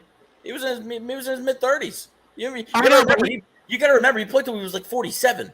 I know, but that was his prime for Yager. To be fair, He was never injury prone. I mean, Bure and Lindros were. That was the problem with that. Even at his older age. Yeah, he signed with the Devils at age 44 and played 82 games. I mean, that's my point. He was always a durable player. He was as durable as it gets. But to finish my point was, the only team that I think could sniff the Yankees and Astros is Boston. I think Boston's a really good Boston's team. played very And well you know this what? month of June. You know Boston what? right now? You know what? We were talking in late April. My pipe dream is let's get JD Martinez to the Mets. That ain't happening. Yeah. They ain't selling. Nah, they're buying. Think about it. Boston's got Chris Sale come back, Yep. right? They got Evaldi out. He's coming back. You got Whitlock out. He's coming back. In the bullpen, they said. Right. And that's where they need him. Their bullpen. Oh, is a absolutely, mess. absolutely. So he might end up being their closer. yeah. So now, and at the deadline, they're going to add 1 or 2 players as well. They're going to 100%. probably add a bat, probably add a pitcher. So they're absolutely going to be up there. Also, but Boston's gonna be a threat. I will say and that. to say You know what you were saying before. They went 20-4 in June, and basically lost ground to the Yankees. I mean I haven't seen that before. They played 750 baseball and still weren't able to gain any ground, but they have put themselves in a playoff position. And I'll get Rob Morosker in here because obviously we've heard quite a bit from the brute force here over the past hour. I'll get to an Anthony Finkel comment in a second. But I'll trade you to the Mets in a second. But what do you make of this whole situation? Was the Mets? We saw the Astros and we couldn't handle them at all. And the Yankees, they got 2 games. They were lucky to get these 2 games out. But what do you make of the Yankees right now in terms of their whole situation? Obviously, we know they're going to be in the postseason. We know they're going to win the division. We know that it's going to be World Series or bust. But it seems to me like the Astros are the one team right now that can maybe give the Yankees a run. Yeah, I think so. Look at it. They pitched 1 no-hitter. They almost had 2 no-hitters. 16 and a third. He's right, 16 and 2/3 or 16 and a third. Yeah, that's unbelievable. Watching those games, I couldn't believe it. Before I get started, I want to wish you guys a happy Bobby Bonilla Day, by the way. I just retweeted it, actually. So yeah. So, Did you pull out your Bobby Bonilla baseball card collection? Did you pull out some of those cards? Any signed Bobby Bonilla memorabilia you might want to share out there and let Mr. Bonilla they're sign? on fire. I set those on fire. but anyway, yeah, I couldn't believe that. Houston, like Justin said, he puts Houston above the Yankees a bit. I put them practically, the same. Well, the records don't mean much to a point to what Justin made. Because, listen, if you think about it, in a 7-game series, what do you get? Verlander twice and then maybe in relief a 3rd time? Is that fair? Yep. Yeah. He's just amazing. I couldn't believe the game he pitched the other day. And the Mets, the Houston Astros are in the Mets' head right now, definitely. But they're better than the Mets. There's no question that they're better than the Mets. The Houston Astros, I think you could make the case the Yankees and Astros, maybe they are the 2 best teams in baseball. Yeah, I think so. Absolutely. The Mets wasted Walker's gem the other day. That was bad. The guy pitched a great game. Look how far both pitchers went in the game. That's rare now. But the Mets couldn't score anything on the Astros in the 2 games. I know. It's they like they got the leadoff for double from Brandon Nimmo, and then just nothing else except for a swinging bunt from Ender Inciarte. They didn't touch Verlander. So if you look at the American League, it's a class of 2. It really is. I think it's baseball right now. I know the Braves have had quite a run, but I really think that the Yankees and Astros are head and shoulders above everybody else. And Anthony Finkel says, the only team in baseball that I put up there is the Dodgers. That's a yes to Anthony, by the way. Yeah, I figured that. That's why I figured we the have Padres. I still think the Padres are going to be good too. Absolutely. Yeah, definitely. But right now, the Astros and Yankees are kind of like here, and everybody else is a little bit. And below, to make a point about the Yankees and Astros, sure. Until the Yankees beat them in the playoffs, the Astros have it over them, and it's almost like this is dating back to 2015. Right, and this is the one playoff to feel like the wild card. Yep. This is almost starting to feel like the Yankees-Red Sox before the Red Sox beat them in 2004. Like the Yankees always beat the Red Sox, right? They always had the upper hand until 2004 happened. Yeah. So until we beat them in the playoffs, this season is not going to mean nothing. And I said that already. They have to beat them in the playoffs. They have to. Otherwise, it's. But I feel like now, almost especially with the Yankees, and I'll come back to the Mets in a second, I almost feel like because the Yankees, the run that they've had pretty much since, I guess, like the second series of the season, it's almost World Series or bust. Whereas if you would have asked me at the start of the season, yeah, but I wouldn't have thought that the start of the season. But now because you're on a pace, you could win 114, 15, 16 games, right? Yeah, it's you don't want to be the 0-1 Mariners. You don't. No. Or listen. Well, I think somebody gave me this stat. Oh, it was actually Joe Rosas gave me this stat. Thank you to Joe Rose again. He was with us yesterday, and obviously Anthony Finkel. Speaking of Anthony Finkel, I hope you're there next time. So instead of going to Rob Morosco, we're going to Anthony Finkel and putting him on full blast.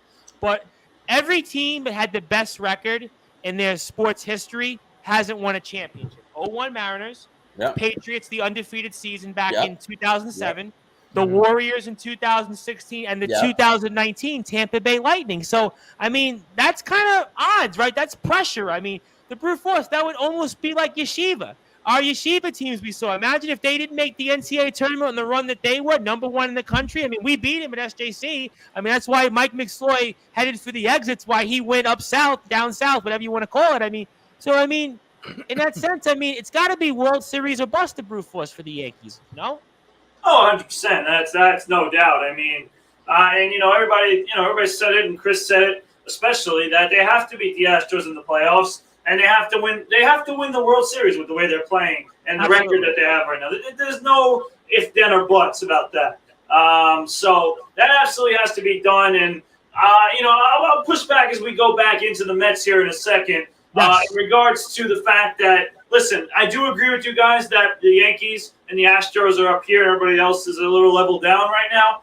But listen, I think the one thing that even though we lost all 4 games to the Astros, I will say that I didn't feel that intimidated by them, only because, right, you saw our arguably 3rd or 4th best pitcher throw an absolute gem against them. You did not see our 2 best pitchers throw gems against them. And you know that they're going to come back. And like I said, I'm as confident as ever that both of them are going to come back and be themselves again. So, listen. Both you're confident in, correct? Is that both? Because I only feel confident. Tom Rice. You know, I feel confident in one of the 2. Me too. 2 for 2, Tom Rice. Just like my football picks back in the day when I was 6 for 6. 2 for 2. All right, 2 for 2. All right. Both of them are going to come back. And listen, this was one thing I actually liked to hear. As much as some people were like, why even talking? You just let up the game-winning home run. When Drew Smith came on after his press conference and said the 2015 Mets lost all the games to the Cubs and then swept them in the playoffs. Listen. That can easily be the case. Dominated by the Cubs. I remember that. Yes. Because listen, we got dominated by the Astros. Just means nothing. We got in the regular season. Sure, they're playing well. We're average baseball right now. We got guys like Ender and Ciarte playing right now. All right. Yeah. So listen, I know our lineup didn't really come to play against the Astros, but we took the experience that we got. We had one of our 3rd or 4th pitchers throw a gem against them. And besides Walker, we didn't have any. We had Carrasco get murdered twice. We had Trevor Williams pitch against them a game. I mean, we really never gave ourselves a chance to win in any of those games. We were out of the game before the game even started in 3 of those games. So, I know that we didn't hit, and I know that it was a tough series, but you're telling me that if we meet them in the playoffs, which obviously we hope we would if it was the World Series, then I would still feel confident if we had DeGrom, Scherzer, and those guys back that we can go back and get these guys, especially now that we have the experience. But clearly, at this given moment on July 1st, they are way superior to us. But we don't care about that. Our goal is to get to the playoffs, and then we have to be playing our best baseball in September into October. And right now, the Mets are not really playing their best baseball. I mean, I got to be honest. But one thing I'll say as we get to the Mets now, 13-12 for the month of June, as Justin pointed out, is a major accomplishment for the Mets. I mean, we're talking about since 2012. They haven't done. I was going to say, Obama was president 10 years ago. I think it's a major, considering the schedule. I believe Justin was the hardest schedule of any team in June. And think about the next 9 if you include tonight's game: Texas, Cincinnati, Miami.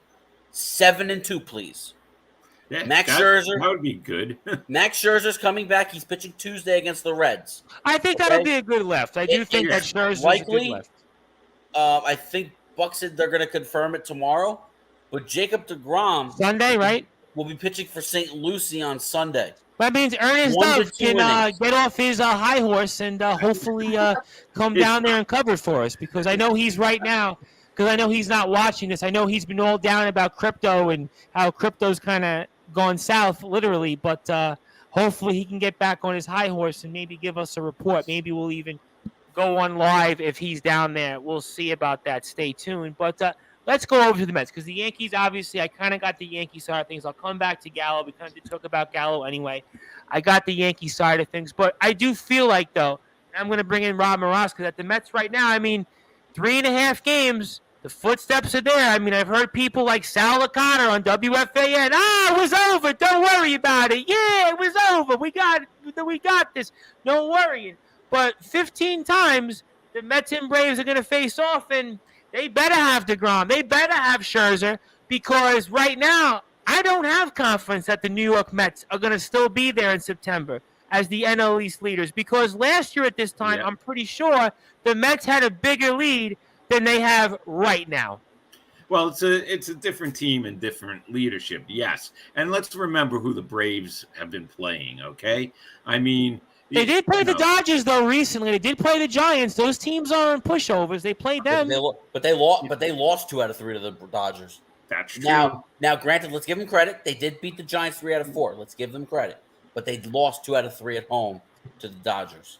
And that's right. And they, listen, we know what happened last year. It was a major collapse. And it could happen this year. There's no guarantee. You got 15 games with the Braves, so a lot of those games in August. A lot of Mets-Braves games in August. Which makes for exciting baseball down the stretch, which is excellent. Back in August. It's gonna be a lot of fun, hopefully, if they win. But like you said, I'm confident in Scherzer. Yes, DeGrom, I'm still a little worried about.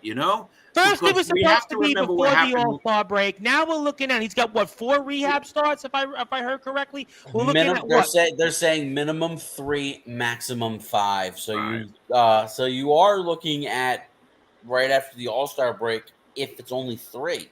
And I'm going to give this guy the 4th. July.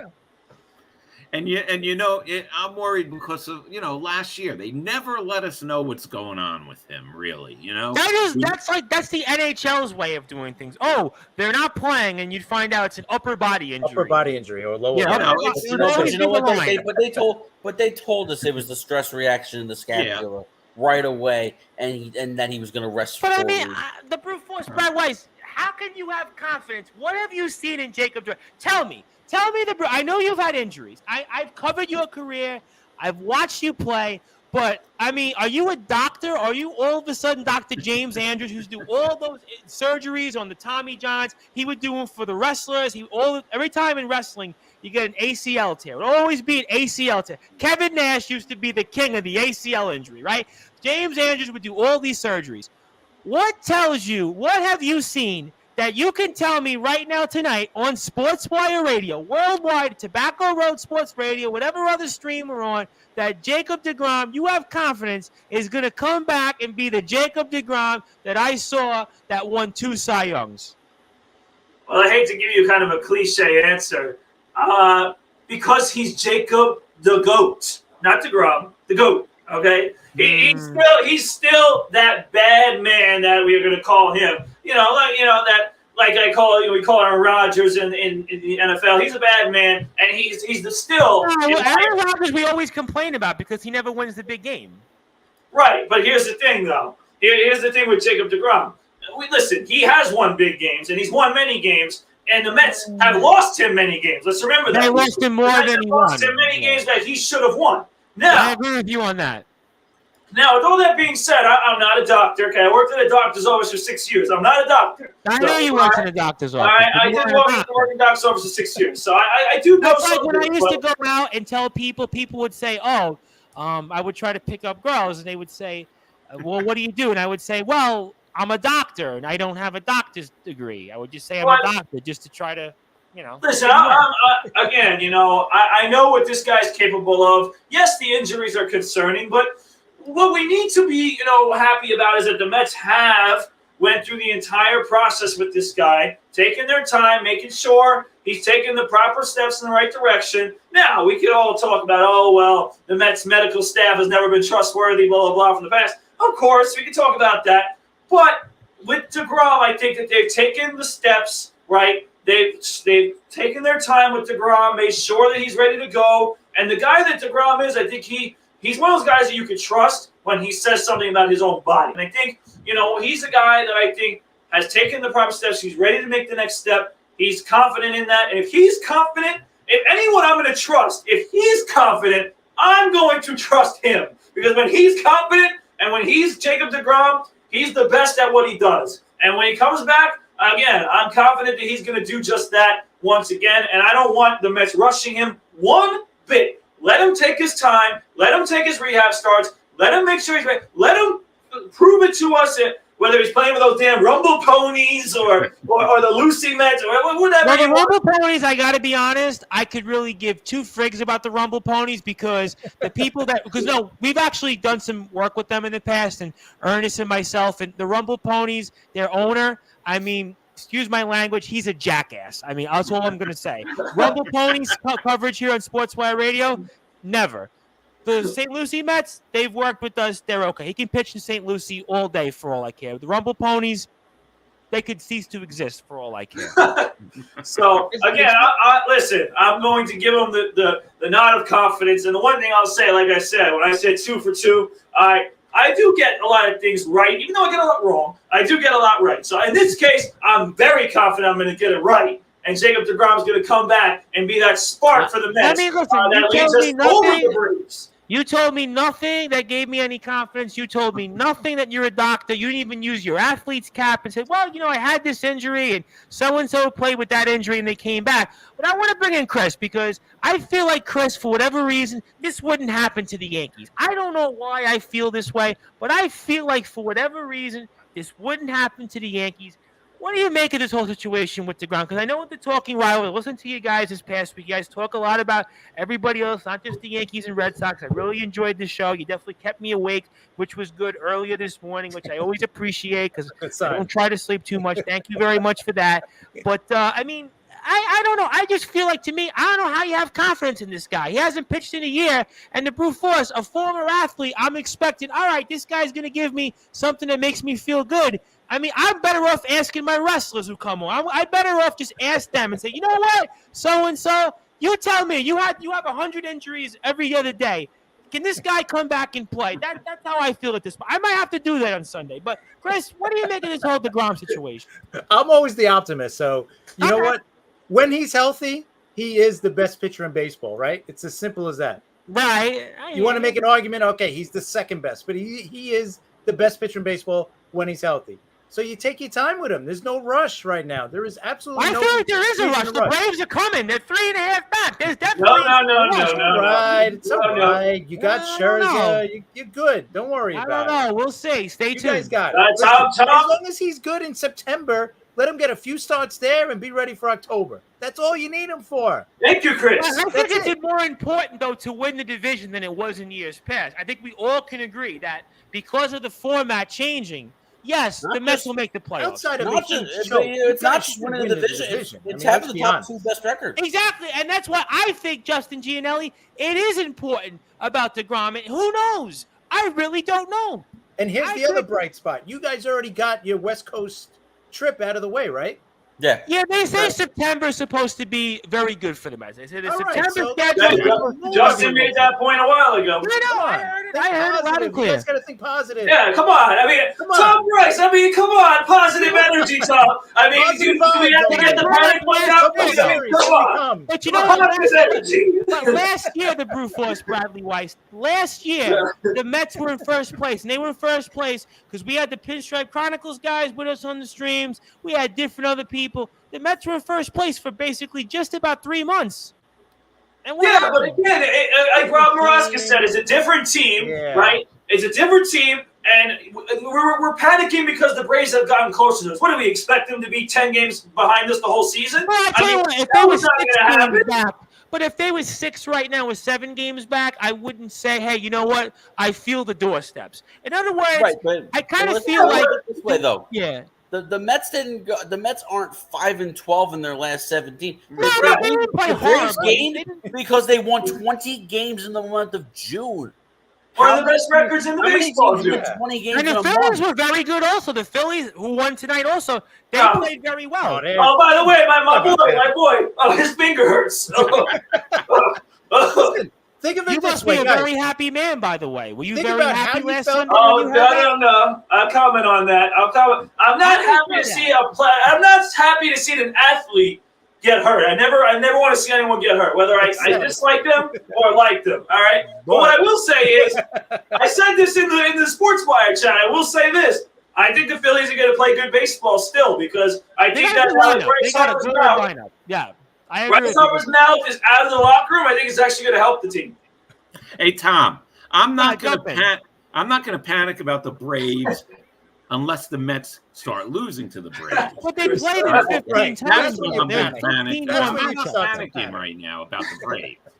But if the Mets can't win against the Braves, that's when it starts. But I would say this: if you go 5-10, those 15 games against the Braves, you're out of first place. Oh, I agree. Yeah, I don't think that's going to happen, though. I really don't. Think about this. No one knows. No one knows. Last year at this time, right? You guys were in first place. Yep, we were here live on Sportswire Radio. We were here. Right, but think about that team and think about this team. Last year, were you thinking, "Oh, this is a first place team"? You guys weren't feeling that confident. No, they were basically lucky. They lucked out because the Phillies weren't good. The Braves weren't good. This is a really good team. Good manager. Yeah, I mean, and just the thought of Scherzer and DeGrom on the way back at some point. Scherzer, I feel good about. Scherzer, I'm confident in. That's all you need. Think about it. You only have one ace. You have a possibility of having 2 aces. You definitely. Listen, we played 500 baseball with people like David Peterson and Trevor Williams tonight. I mean, Carlos Toro Chavez made the point. He pitched well enough for us to win tonight. Absolutely. Yeah, he's been pitching good. So listen, Tom Brace. All right, lay off the panic button. All right, it's July. We're doing okay. All right, we're fine. The Braves have made a run. It's just like basketball. It's a game of runs. They're going to make a run. They made a run. You for an hour. Slouches. They played against bad teams. I that route with you with the Knicks, and you were like, for an hour, no, the Knicks are this, the Knicks are that. I mean, because they're the Knicks. The Knicks ain't the Knicks. I think they're the Mets. All right, the Mets are a good team. The Knicks. The last 20 years, the Mets have like the same luck. Decades. Yeah, but at least the Mets gave us something. Like they gave us a World Series in 15. Yeah, don't you dare compare them. They give me nothing. No hope. We barely have any luck, bro. We haven't seen the Mets. We both haven't seen the Mets win a World Series. At least they got there. I have. At least they got there. Like, obviously, we won't even say. I mean, the Mets. All right, we'll see. I guess. I mean, confidence, Tom. Confidence. Yeah, come on. Positivity. I don't know. Already. Uh-oh. I mean, but there's a point to be made that you play the Braves 15 times. You have 85 games left in the season, right? So 85 games. You play them 15 times. That decides the division. At worst, I think you're going to split with them. That's the worst. If you split. The Mets historically have a record against Atlanta of not being very good against them. There's a history there. The Mets don't play well in Atlanta. I think at worst you guys split because I don't think I think you guys are pretty even at their best. They're getting Soroka back too. Don't forget, Atlanta is getting back some players. But he hasn't pitched in 2 years. What is he? DeGrom hasn't pitched in a year either, though. Yeah, but DeGrom is a track record. Soroka but there's a point to be made. Soroka did what? 1 year he was good. Like, come on. Like DeGrom's been good for a time period. Yes, he was DeGrom. DeGrom was great. Listen, he was one of the best pitchers in baseball for about 5 or 6 years. Absolutely. But I haven't seen him. In a year. And Atlanta hasn't seen Soroka for 2 years. And Soroka's, if you want to get to about the injury, Soroka's injury was a lot worse than DeGrom's injury. I mean, Soroka's, got some major. I feel like the Braves always, again, we talk about, The Astros, for example, having the Yankees number, I feel like it's kind of similar in a sense with the Braves and the Mets historically. I always just feel like for whatever reason, like I agree with you that Soroka is not in the same league as DeGrom, but I feel like for whatever reason, the Braves luck, he'll go out there and go like 8-1 in like 12 starts. You just like book it for whatever reason. He'll just go, and that's the luck of the Braves. Listen, the Astros, right? Chris talked about the fact, which he's right. I think 2015, a couple other times in the postseason, the Astros beat the Yankees, and until psychologically, right, the Yankees beat the Astros in a big spot. And I was talking with Joe Roses about this yesterday on the way back into Bay Ridge. Was the same thing. It was like the Yankees, they haven't beat the Astros. It was almost like in basketball, right? Going back with the Knicks, right? The Knicks and the Bulls. The Knicks, until they beat the Bulls, they had to beat the Bulls in a playoff series. They had to beat them, right? The Knicks and the Heat. The Knicks had to beat the Heat in the postseason series. I feel like the Mets, they have to go in Atlanta and go beat them. And they haven't shown that in my lifetime. When did they do that? Well, I've seen it. In like 1982 when the Braves won like 110 games. I mean, come on. We're talking about in present-day history, going back to like, let's say, beginning of Piazza, 98 to now. Anytime the Mets were good even, 98, the season ended. The Mets got swept in Atlanta. The Mets missed the playoffs by 1 game.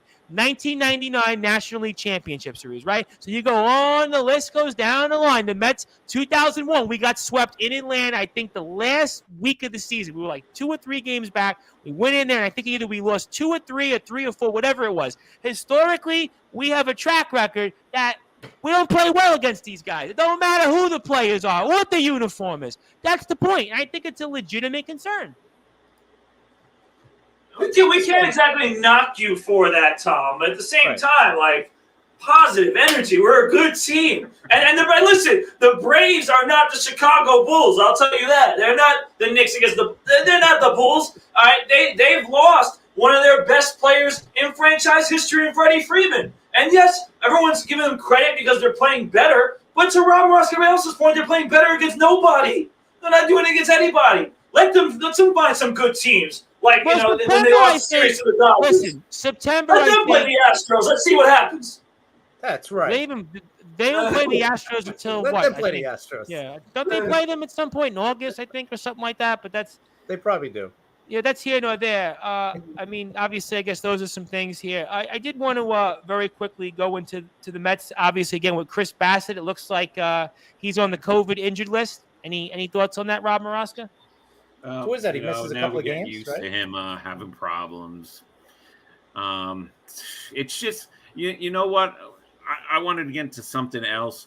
Moves, you know, they definitely have to make a couple of moves. I know getting DeGrom back and Scherzer is like making 2 moves, but you know they need another bat in that lineup. I don't think the lineup. I look at it, and I know Lindor's got a whole bunch of RBIs. What do you have, like 63 RBIs? Alonso's got like 69. But, I mean, it's an okay lineup. I think Brad made the point that lineup's decent. I think Justin's talked about. I mean, they're second in the major leagues in run score, I know still. But I don't feel like there's like a thunderous bat. Like, I look at the Yankees, right? And I see Stanton, I see Judge, and I see Rizzo even. Those 3 guys, I feel like they're going to hit 40-plus home runs each, right? Fair to say? Rizzo, Judge, and Stanton, those guys are thumpers, right? Am I wrong? I look at the Mets, and you got one guy. I say, you know what? That one guy's got, like, legitimate thunder, and that's Alonso. Even the Lindor or Canna, and I know Escobar finally hit one when it meant something. I mean, but I look at this lineup, and but here's the thing: do you guys think? Do you think the Mets go big for a bat, like say Contreras from the Cubs, because you could use a catcher?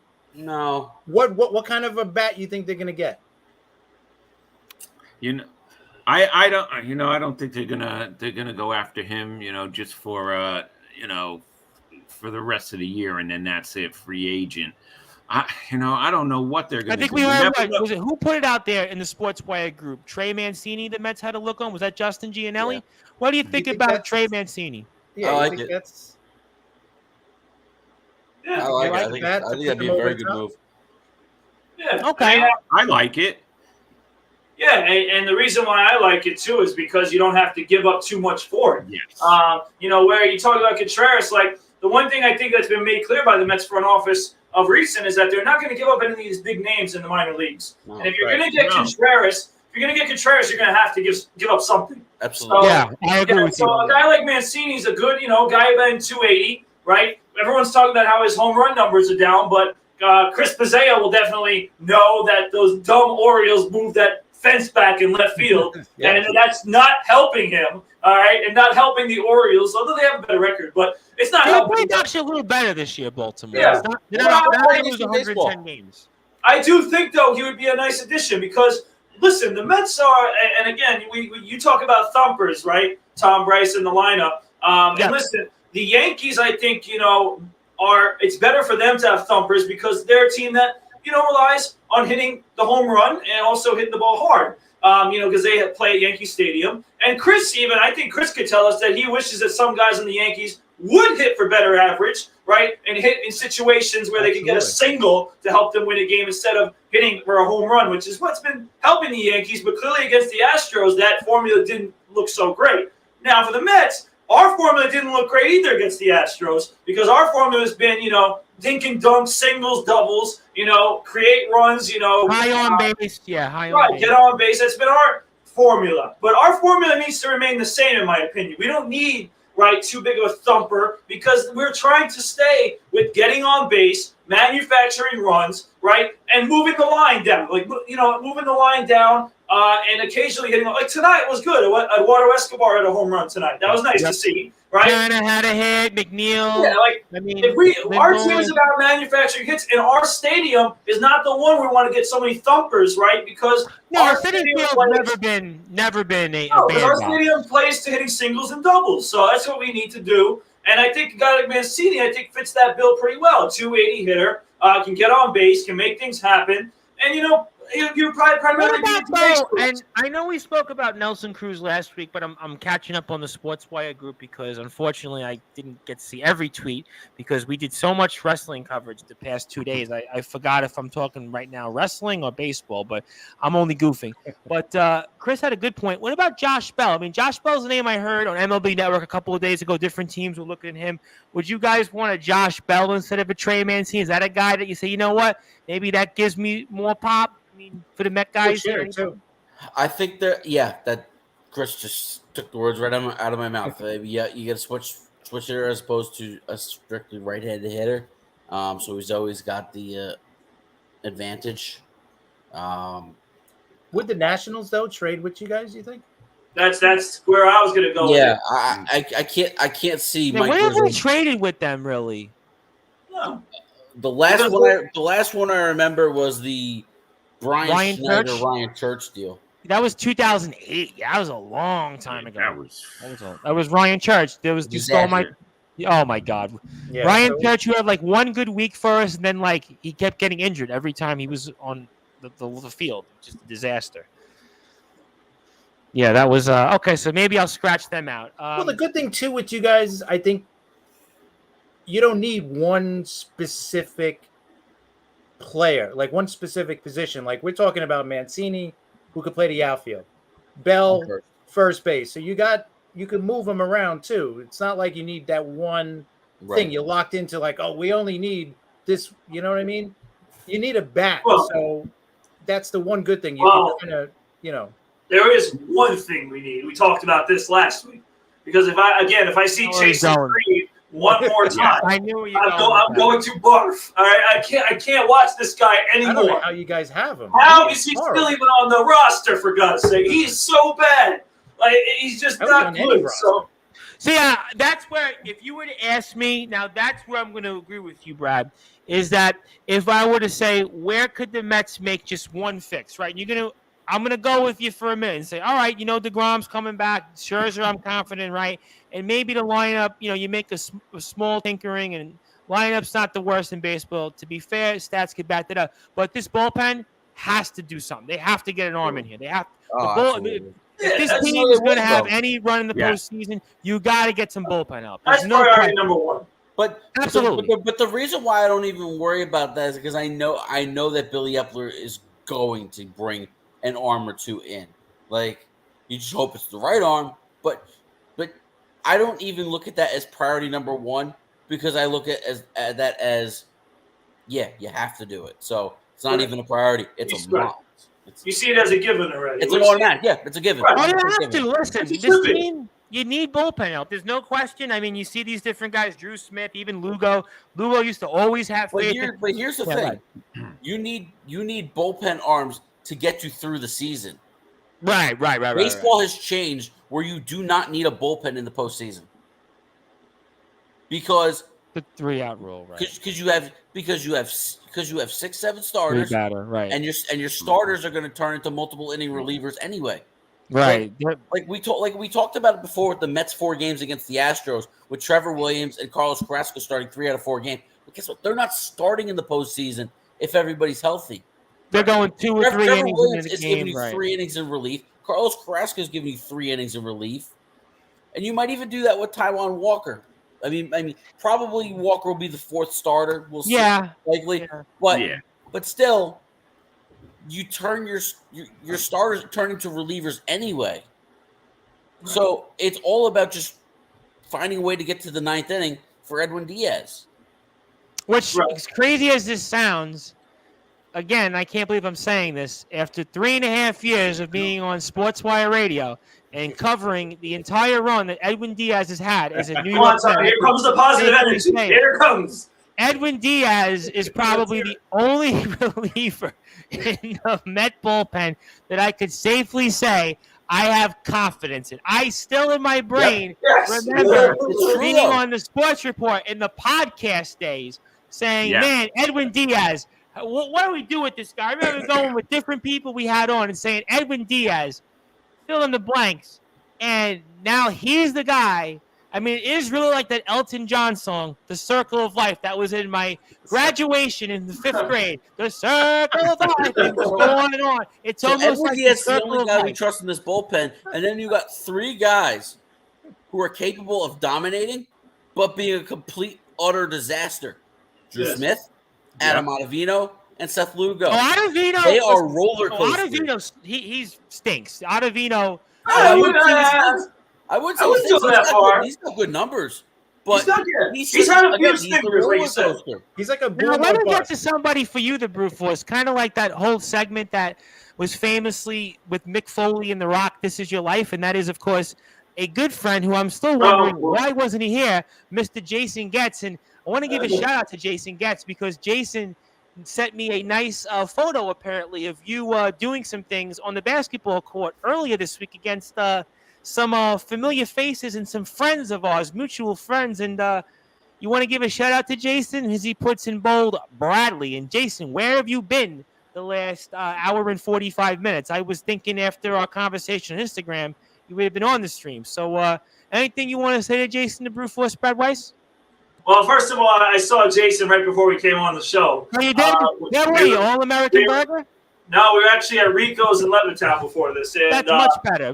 Yeah, so we were at Rico's in Levittown. And, I think Christina told me about Rico's, so that's good. That's good. Yeah, so very good spot. And yes. Yeah, he told me he wanted to come on tonight, but he told me that his dog was home alone, and the dog is scared of fireworks, and there's fireworks going on here on Long Island today. So, well, on the Bell Parkway Saturday night, we were on the side almost like, so if you're driving in, you're in the Brooklyn side of the Bell Parkway, you're along Shore Parkway, which is basically the long strip of the Bell Parkway.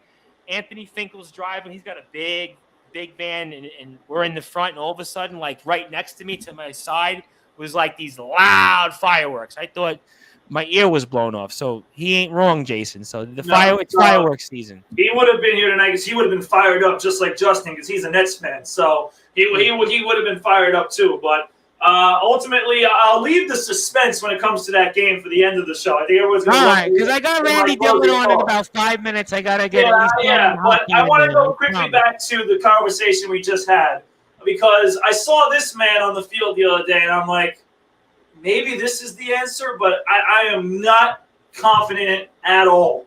But I will say, I saw Trevor May throwing the other day, and if he somehow can come back to Minnesota form, I mean, that would really help the bullpen. But the last time we saw him, and he was injured, but the last time we saw him. You're really on the positivity train tonight. You are really on that positivity. I'm trying. I'm wearing this picture, which is negative. Let me get to something real quick. Positivity. All right.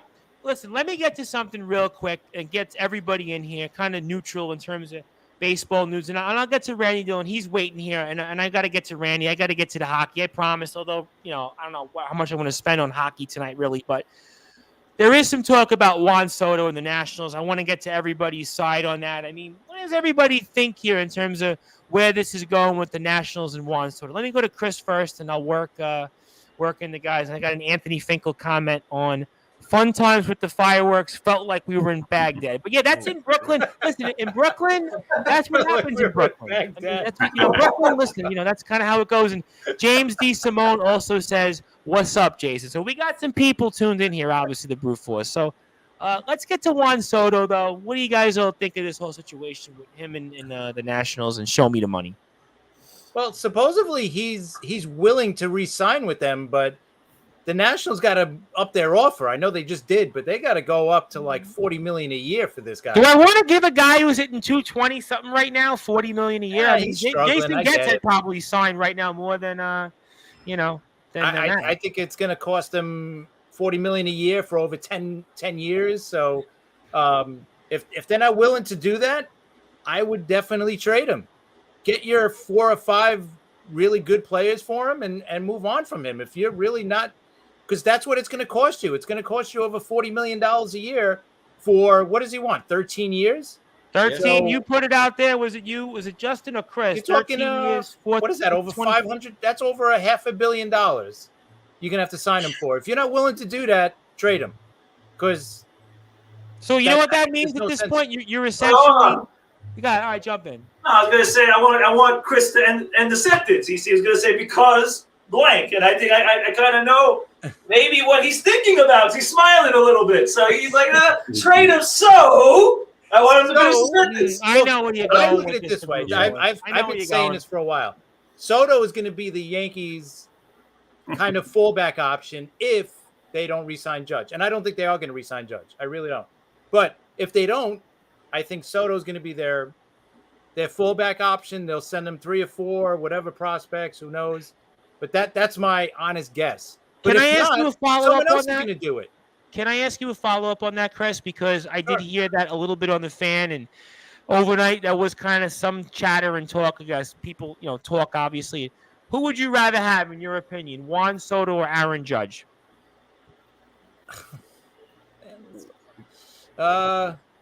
Answer it. I love Judge. I really do. But Soto is what, 7 years younger than him? 23 years younger? He's going to cost more money. Chris, you just talked about a 13-year contract. That takes until he's 36. Okay. Well, Judge, if you sign him, he's what, 38, 39? Right, but Judge is going to take you to what, 38, 39? Exactly. So I'm taking Soto. And but here's the problem, too. It's not just money. You got to remember, you're going to have to give Washington like 4 or 5 really good prospects. I'm talking, they're not going to give up Volpe. I know that's the one guy they'll hold on to. Dominguez is gone. But Dominguez, Peraza, Waldichuk, the pitcher that they love now in AAA, I mean, you're going to have to give up 3 or 4 really good prospects. And let me get to a few comments before I bring into Randy Dillon. James D. Simone says, Tom the Beard looking fly today. Yeah, ask Alina Olafinski about that Wednesday night. I'm sure she would agree with you on that. That's all I'll say on that.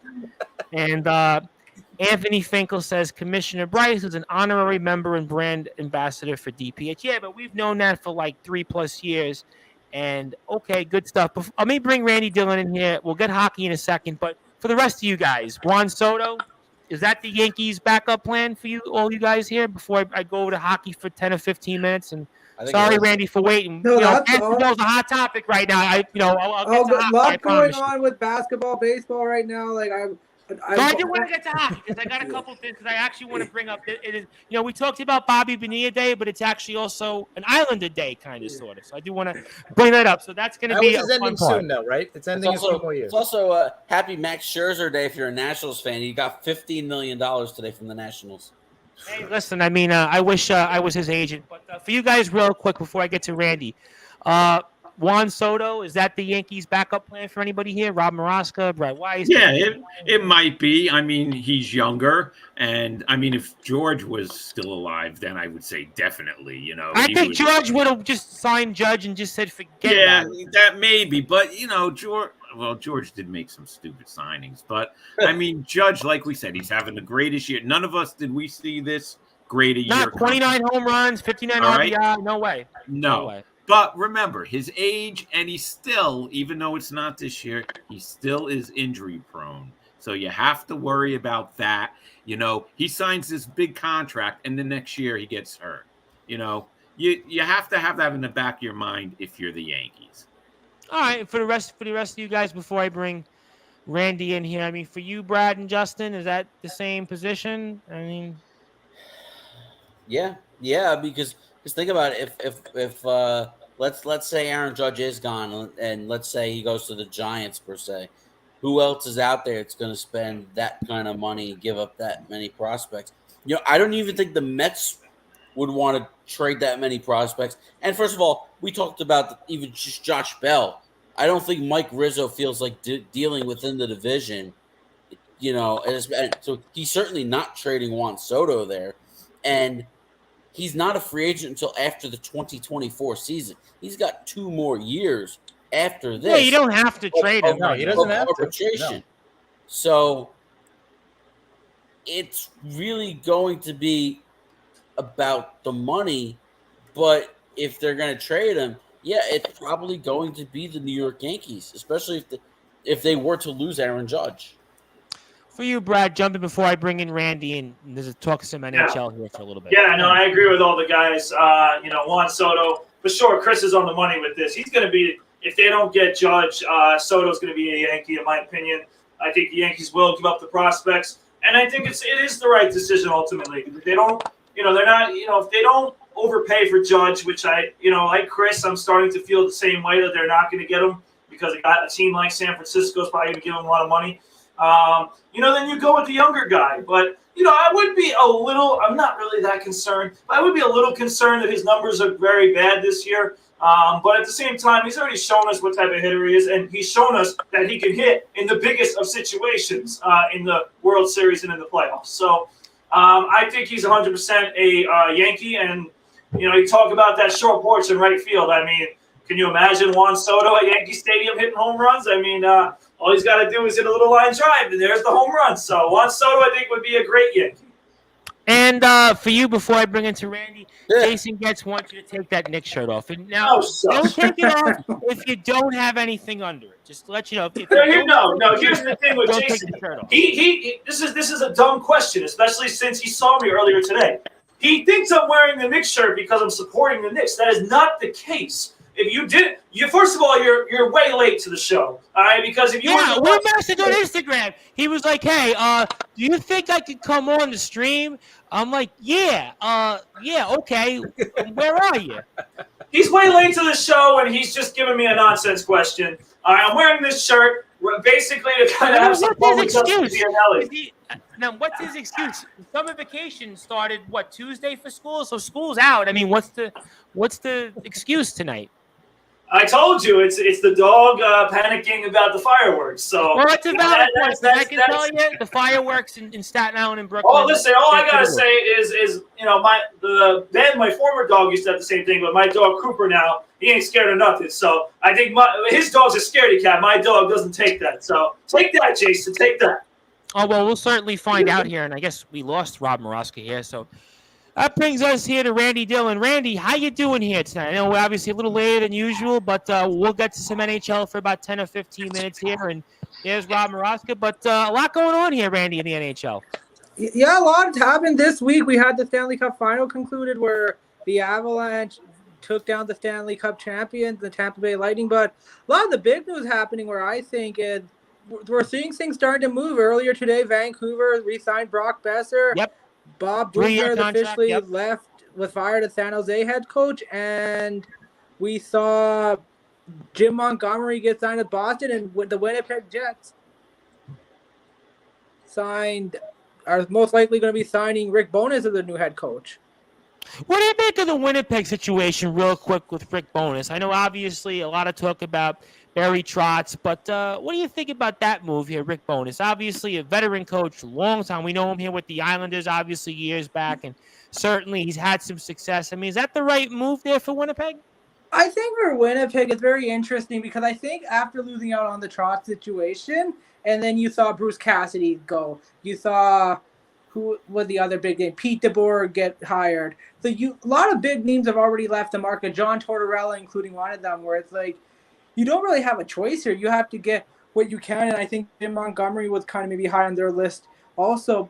And I'm guessing they couldn't work something with Rick Tocchet, but I think with Bowness, he's a Winnipeg native, and I think for the opportunity to coach in his hometown of Winnipeg, he played for the Jets, the original Jets, before they went off to Arizona. Yep. So I think for him, this is a big opportunity for him to coach there, to see if he can take them there. The question is going to be what type of roster they're going to have. The rumors are Dubois want to be testing free agency next year, so are the Jets going to trade him? They're talking about maybe they might say part-time with Blake Wheeler, and then they have the whole controversy with Scheifele right now. Do they want to keep him or not? So Winnipeg's a very interesting situation in the hockey world. What do you make of the situation with Vancouver? Obviously, Brock Besser, obviously, you sign him to an extension. Seems to me like a team I would have to think is in a position to get back into the postseason. I mean, what do you think on that? Vancouver's in a very interesting spot because we saw earlier this year under the gym when they cleaned house with Jim Benning and brought in Jim Rutherford, Patrick Ali, brought in Bruce Boudreau. They're in a weird limbo situation where they need to start retooling this team because the rebuild, I don't know if you call it a rebuild, but kind of a rush rebuild, you really screwed up. And they're in a position where you can either try to take the shortcut and get the team back in the playoff, but then you're going to fall back. Or do you really take time to build this team up? Because I think Justin can speak with that with Jersey, where they had that one good year, and then they tried to build the team up to quickly PK, and it was a disaster the next year. Oh my God! They missed the playoffs, and Vancouver's in that same position now. And you can go back to a team like Edmonton or even Colorado in 2014. So I think for Besser, false sense of security. Yeah, they get he's the top 6 forward in the NHL. His cap is not as big as what it was, so it's a good deal. I think the thing for him, and the rumor is he's always wanted to go play home in Minnesota. Minnesota has to deal with $15 million in buyout right now with Parise and Suter for the next 3 years. Once that money's off the book, the Vancouver feel like he's not part of the long term. He's a UFA. So I think for him, if he wants to go home to play the Wild, it's a very good possibility there. All right, let me get to funny one for you, Brad. It's James DeSimone. I get to it. I mean, I love the hockey talk, but I love when James DeSimone wants to speak to the Brewforce Brad Weiss. And thoughts on the Knicks signing Brunson for $100 million, $104 million. But yeah, you want to repeat what? You know what? No. I'm not going to repeat myself. I started this show by addressing this topic. James DeSimone tonight. James DeSimone, go do the damn work and go back to the beginning of the show and watch it later. All right, this has been addressed already. So what was James DeSimone's excuse? We're not going to talk about that. He's a man full of excuses. So listen, I ain't going to get into that. Trust me, I ain't going to get into that. Trust me. There's a friend that I know like that named Jamie Sanders, who Anthony Finkel knows very well. That's Jamie Sanders, who was with us last night. So I just want to say one thing to Brad, though. The mess right now in Brooklyn with Durant and Kyrie Irving, everything happening right there. The Knicks don't look as bad right now. That's what point I was trying to make today. That was the first hour. The Nets compared to the Knicks. Randy, don't try to talk positive to me about the Knicks. They know nothing positive about them. All right. Listen, this has been a tough day for the Nets, and Justin Gianelli has already had his rant. But listen. There's no positivity. Don't get me wrong. Brunson's overrated, by the way. That's what Jason Getz has said for you, Brad. Go back to the beginning. I've already talked about this. And he wants to let you know also the Knicks are a garbage franchise. Yeah, thanks, Captain Obvious. I mean, really. Thanks. Well, you never know. There's always somebody out there. Tobacco Road Sports Radio. I guess we're on Northeast Streaming Sports Channel, but I really don't use that. Well, Randy's on the show, by the way. I just want to make this clear because Justin earlier in the show said that James Dolan is not the worst owner in sports. It's actually Joe Tsai because of what's happened with the Nets. And they're trying to say because he does so well with the Rangers, supposedly, because he doesn't touch the Rangers. They went to the conference finals, though. I mean, you can't argue with them. Joe Rosas, who was with me last night, is a Rangers fan. He was at the playoff games, and even he was saying, well, the Rangers, they've had some success. I mean, they went to the conference finals. They beat Pittsburgh. They beat Carolina. I mean, Dolan in hockey, it's not the worst record around. No. You can't. I love how we say he doesn't have the worst record around and smile about it. Really? That's So in hockey, in the last 8 years, they had one Stanley Cup final. They had two conference finals. 2012, they had another one. So in 10 years, you had 3 conference final appearances and a Stanley Cup, and you won the President's Trophy, I believe, in 2015. So you've had some success. I mean, the Rangers in hockey, not compared to the Knicks, and he's still the owner of the Rangers, though. Yeah, he is. And James DeSimone. Listen, James, and I'll get to hockey in a second because I do want to pile on the Rick DiPietro situation. But James DeSimone wants to ask you, Brad Weiss, where do we see Kevin Durant going this offseason? Justin, answer first. I'm going to say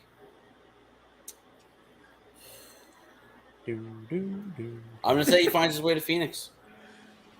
Okay. All right. Interesting. I was hearing rumors he might come to Toronto.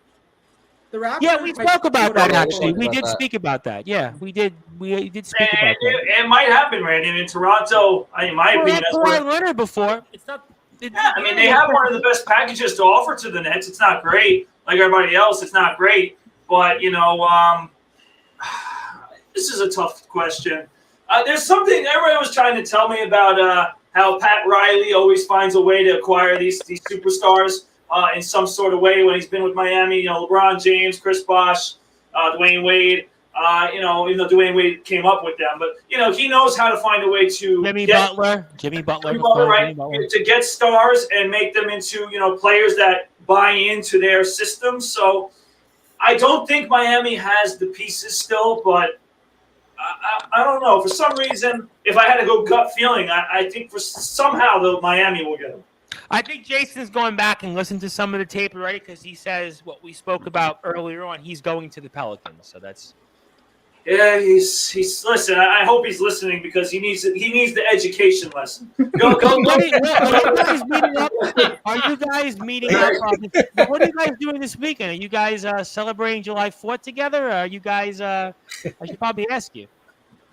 I need a break from them. I mean, listen, we'll talk about what they did. I want to get to that in about 15 minutes, but I want to go back to hockey because apparently, everybody focuses on Bobby Bonilla Day, and I can't believe I'm saying this because I'm an Islanders fan, but apparently, Randy, it's Happy Rick DiPietro Day, apparently, right? Yeah, happy for him at least. Yeah, for him, $1.5 million still. Does that make him like the highest paid broadcaster around, at least former athletes? Because I think so, because not many other the broadcasters are getting paid a compliant buyout who was signed a ridiculous contract. I still don't know, an Islanders fan, Tom, and you, Chris, as well, are probably still shaking your head on how who was it? I can't remember the GM. I think the only one in broadcasting making more than DiPietro is probably Boomer.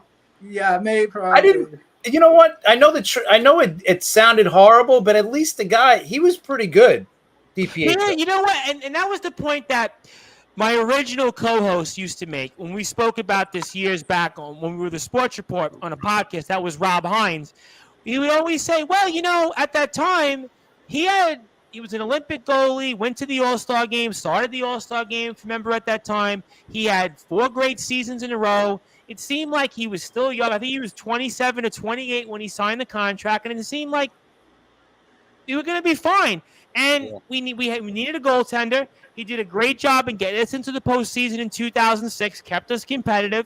I mean, we got into the postseason a couple of times with him. I mean, it just didn't work out, unfortunately. He got hurt. It wasn't Bobby Bonilla. The only one thing I want to say about DiPietro, though, is because I know of a year before they drafted him, they drafted Roberto Luongo. Yes. And I think the hard part about it is they shipped Luongo and Ole Jokinen off at that time to Florida for absolutely nothing. Zero. And I think that's the thing that hurt that franchise the most, where you had another franchise. And Luongo just kept playing, and you had him obviously in Vancouver. Yeah. He just had. I mean, here's a guy that just had a long run and played till 40, 41, and Jokinen wasn't chopped liver either. And, DiPietro, unfortunately, just the guy had a lot of problems. Randy, are you hearing anything good about the Islanders? Any kind of plans for us? I don't even want to ask. It's been very quiet with the Islanders. I've been trying to figure out, because I know a lot of the talks have been about the Rangers, what they're going to do. The reports are Kopp and Mott, they're going to let walk to free agency. The Philip Forsberg talk with Nashville. We spoke about that last week on the show. Yeah.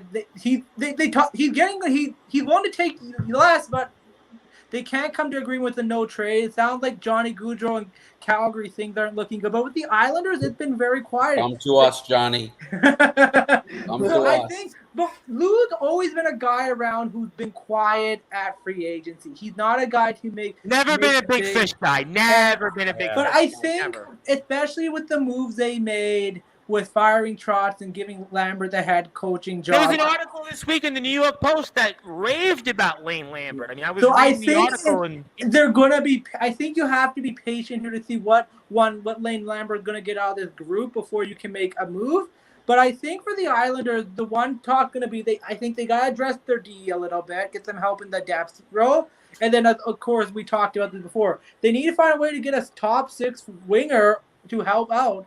Because the big thing's going to be this year, Matt Barzal's eligible for his contract extension. So are they going to try to give him sign him right away or let it play out? And then if he has a great year, how much more are you going to pay him? So the Islanders have just never been a big fish kind of franchise. I know we've had intermittent tries, whether it was Yashin years back, going back to the Luongo years, and I mean, even years back when I forget we traded Matt Molson. I forget who was the guy we brought in. It was played for a bunch of teams. It was Montreal, the Wild. He just kept, we just never bring in that big fish to come in here and just sign them. And the Islanders have never been that kind of franchise. They've always been a homegrown community. They're not the Rangers. The Rangers have always been Broadway. Even say what you want about Doe in the Brute Force. The Rangers always seem intermittently to make that tried to get Panarin. Yeah, right? There you go. They tried, but did you really think? Right, but you really think they were going to get him? Like Panarin was likely to head into the island to play for the Islanders.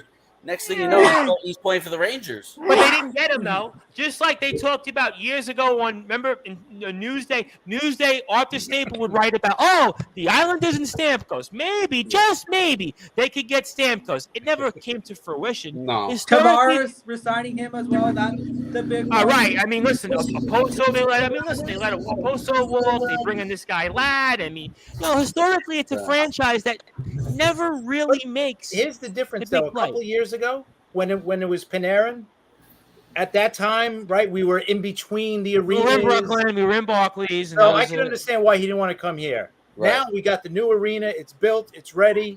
I gotta be honest. I passed by it the first time. I gotta say, nice, man. It's nice. I was impressed. I gotta say, the Brute Force. I mean, I haven't been inside it, but it's very nice. It's gorgeous. Yeah, I've said it's the best arena in the area.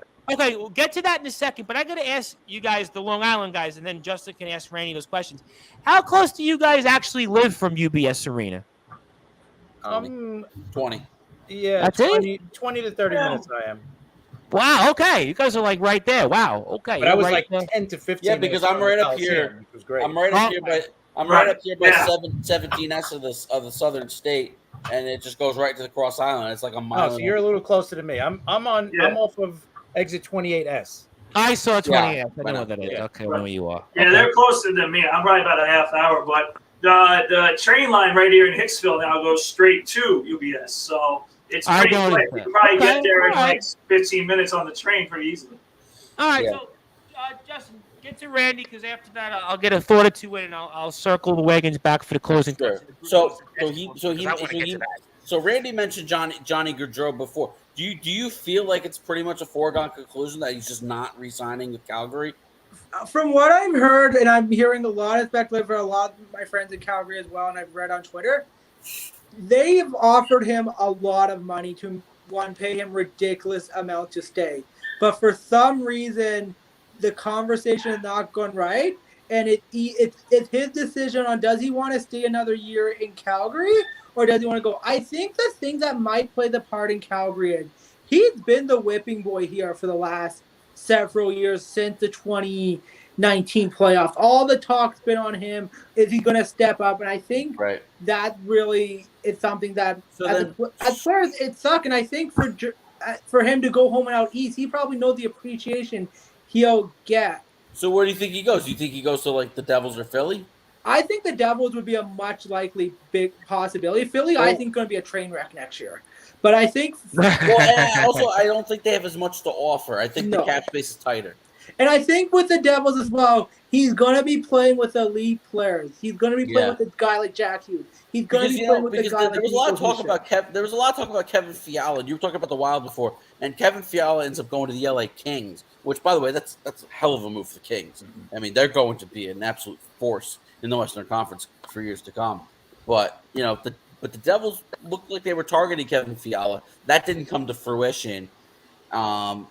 I don't know if it was because they didn't want to deal the second overall pick. I'm not sure because the Kings gave up, I think, the 19th overall pick. Yeah, they gave up a high and a prospect as well. Do you think that's probably the Devils' main ticket?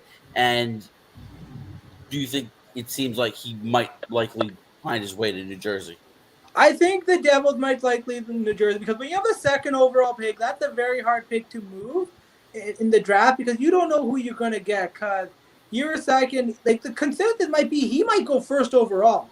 And I think the Devils are hoping Montreal takes Shane Wright and then he comes to New Jersey because that will if you can add him and Hughes and Heischer, that forward group right there is going to be dominant for so many years. You have the money to afford Gaudreau because they have so much cap space to offer. So I think for the Devils, that's the most likely option there. Because you look at it, if you go to Philly, you can go to Philly, but when that team's going to be struggling. You've just been on a team with Calgary who had ups and downs. The Devils are on. They won though in Calgary. They still won the regular season. That's twice they actually won the regular season because they won 3 times. He's made it to the playoffs. Yep. Like 4 times he made the playoffs in Calgary, and only 2 first-round wins. Yep. And one of them he was a part of. The other one he didn't really impact, and we all know about the one in Colorado. And then the one in the bubble, I would say is 50. He was 50. And last year, he had a decent playoff. I think but when you see guys like McDavid and Draisaitl, what they do in Calgary, big boys, they contribute, but not what the level of Edmonton. It questioned you, and I think for Calgary, they have another question. A guy like Matthew Tkachuk, what do you do? I think that's the thing that's holding them back at this point. Do we give up on a guy like him? So that's where I think Johnny Gaudreau is a free agent. But the other thing I look at it is because I know teams have conversation to talk. I think a whirlwind would be if he goes to a team like Nashville because what if Nashville can't sign Forsberg? And they are. I thought that was done. No, they're close on talks, but there's something in the talks where they can't agree on. From what I talk about, Preds fans, it's the no trade clause. It's an 8-year deal. He's willing to take less than Yossi, so he's willing to take less than 9 at this point, which is a steal for them and a player of that caliber. Absolutely. Gaudreau's career stats, thanks to the crack staff: 609 career points, 602 games, 115 points this past season, 99 points in the 2019 season. 2018 had 84 points in 42 career playoff games, though only 33 points. So very, very interesting situation there, and a number of different moves. We've seen some coaches changes here in Boston and certainly in Detroit. Obviously, Vancouver made a huge shakeup. So a lot of different things here on Sportswire Radio here with the gang. And I want to get to closing thoughts in a second, but I want to bring back in Rob Maraska because he hasn't been in here in a while. And give me a thought or two, Mr. Maraska, on a key for you for the Mets between now and next week, and then I'll get to everybody's closing thoughts here tonight. Now, between now and next week, then just let's score runs again. The Astro series, I just think the Astros are in the Mets' head, and they are better than the Mets. But just they have to score runs like they were doing. We were complaining last year and the couple of years before that they were leaving runners in scoring position. This year they haven't been, so I'm not too worried about that. But I have one quick question. When are we gonna see the end of Dominic Smith taking up a roster spot? I think soon. I think he's. I don't. I know his value has plummeted significantly, but I think he's as good as gone by the trade. That was an earnest of Dom Smith. Oh my God, Dom Smith. Oh, he's great. I know him in St. Lucie, and he let me sign his jockstrap and yada yada yada. And he was a guy. Ernest loved him.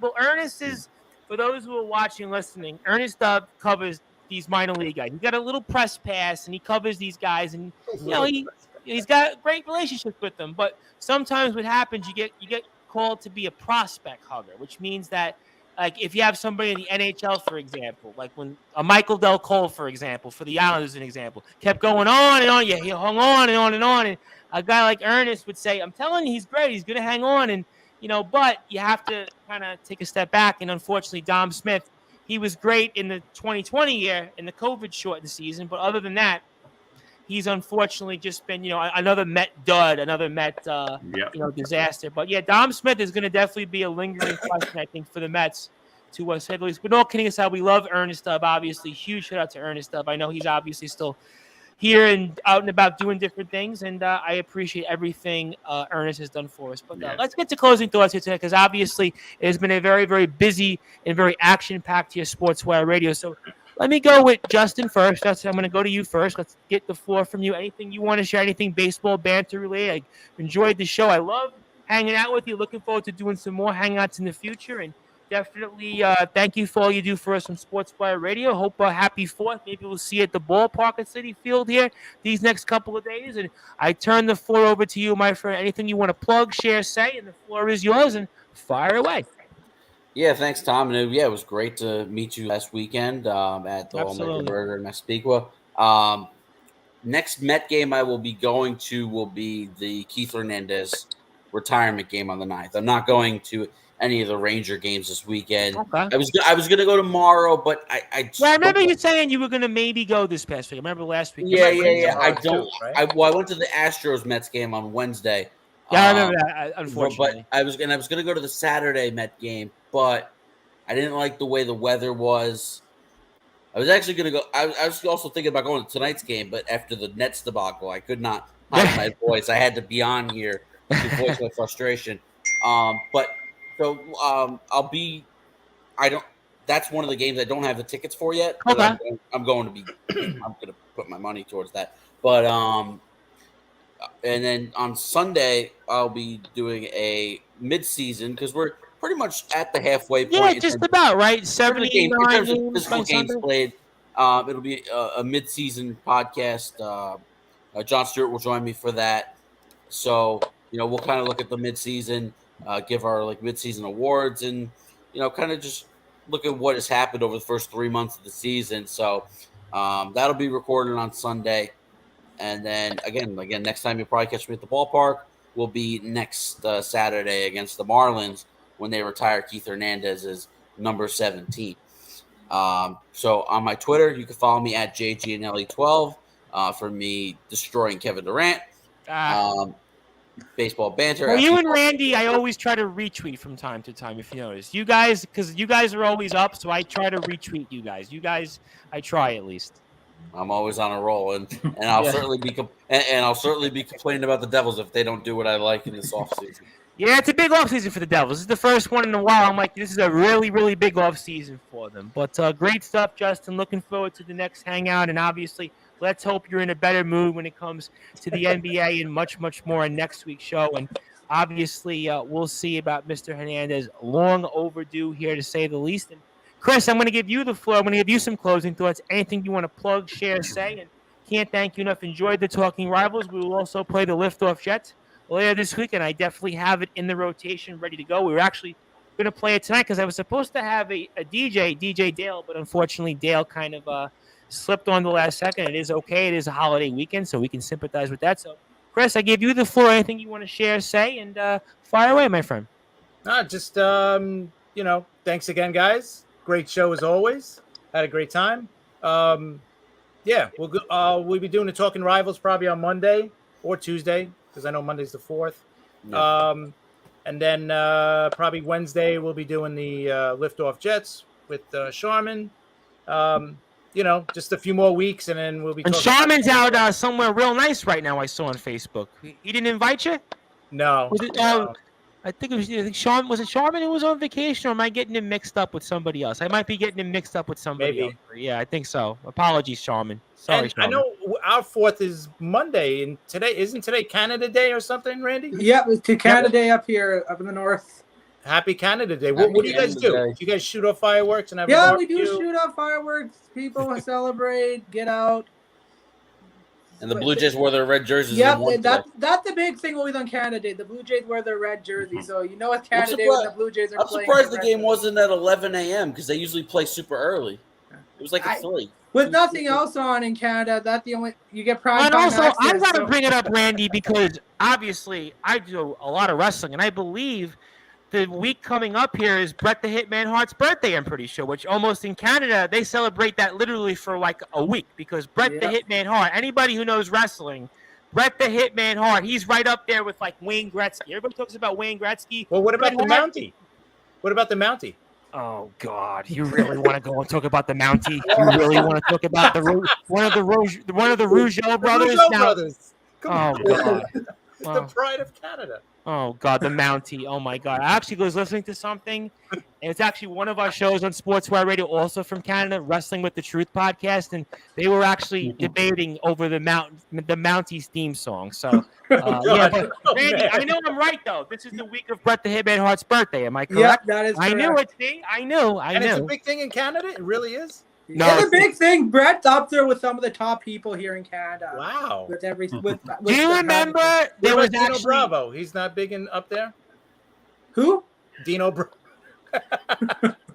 Dino Bravo got murdered, I believe. Actually, there was a big story about Dino Bravo. There was something. I don't even want to say it on the air, but no. It was on one of those shows. The Dark Side of the Ring. Yes, that's a pretty cool show. It was. Yes. Dino Bravo one was crazy. I was like, yeah, the Dino Bravo. That was one of the deaths I actually I held my chest. He got mixed up with the mafia or something, right? Yeah, he was a big problem there. But no, Bret is definitely. There's actually a picture, and we'll get to the guys in a second. I'll get to Randy's closing thoughts. But there's actually a picture out there. It's pretty famous of actually Wayne Gretzky and Bret the Hitman Hart. I don't know if you ever saw it, Randy. Wow. Yeah, pretty good. And Bret the Hitman Hart, by the way, was on The Simpsons. Anybody who's a Simpsons fan? Bret Hart was, I believe, the first wrestler to ever appear on The Simpsons. So that's actually a little cool feat there. So I'm a big Bret fan. So obviously, we speak a lot about Bret. Right. I figured I'd throw that out there. Anything else, Chris, you want to say? No. That was great.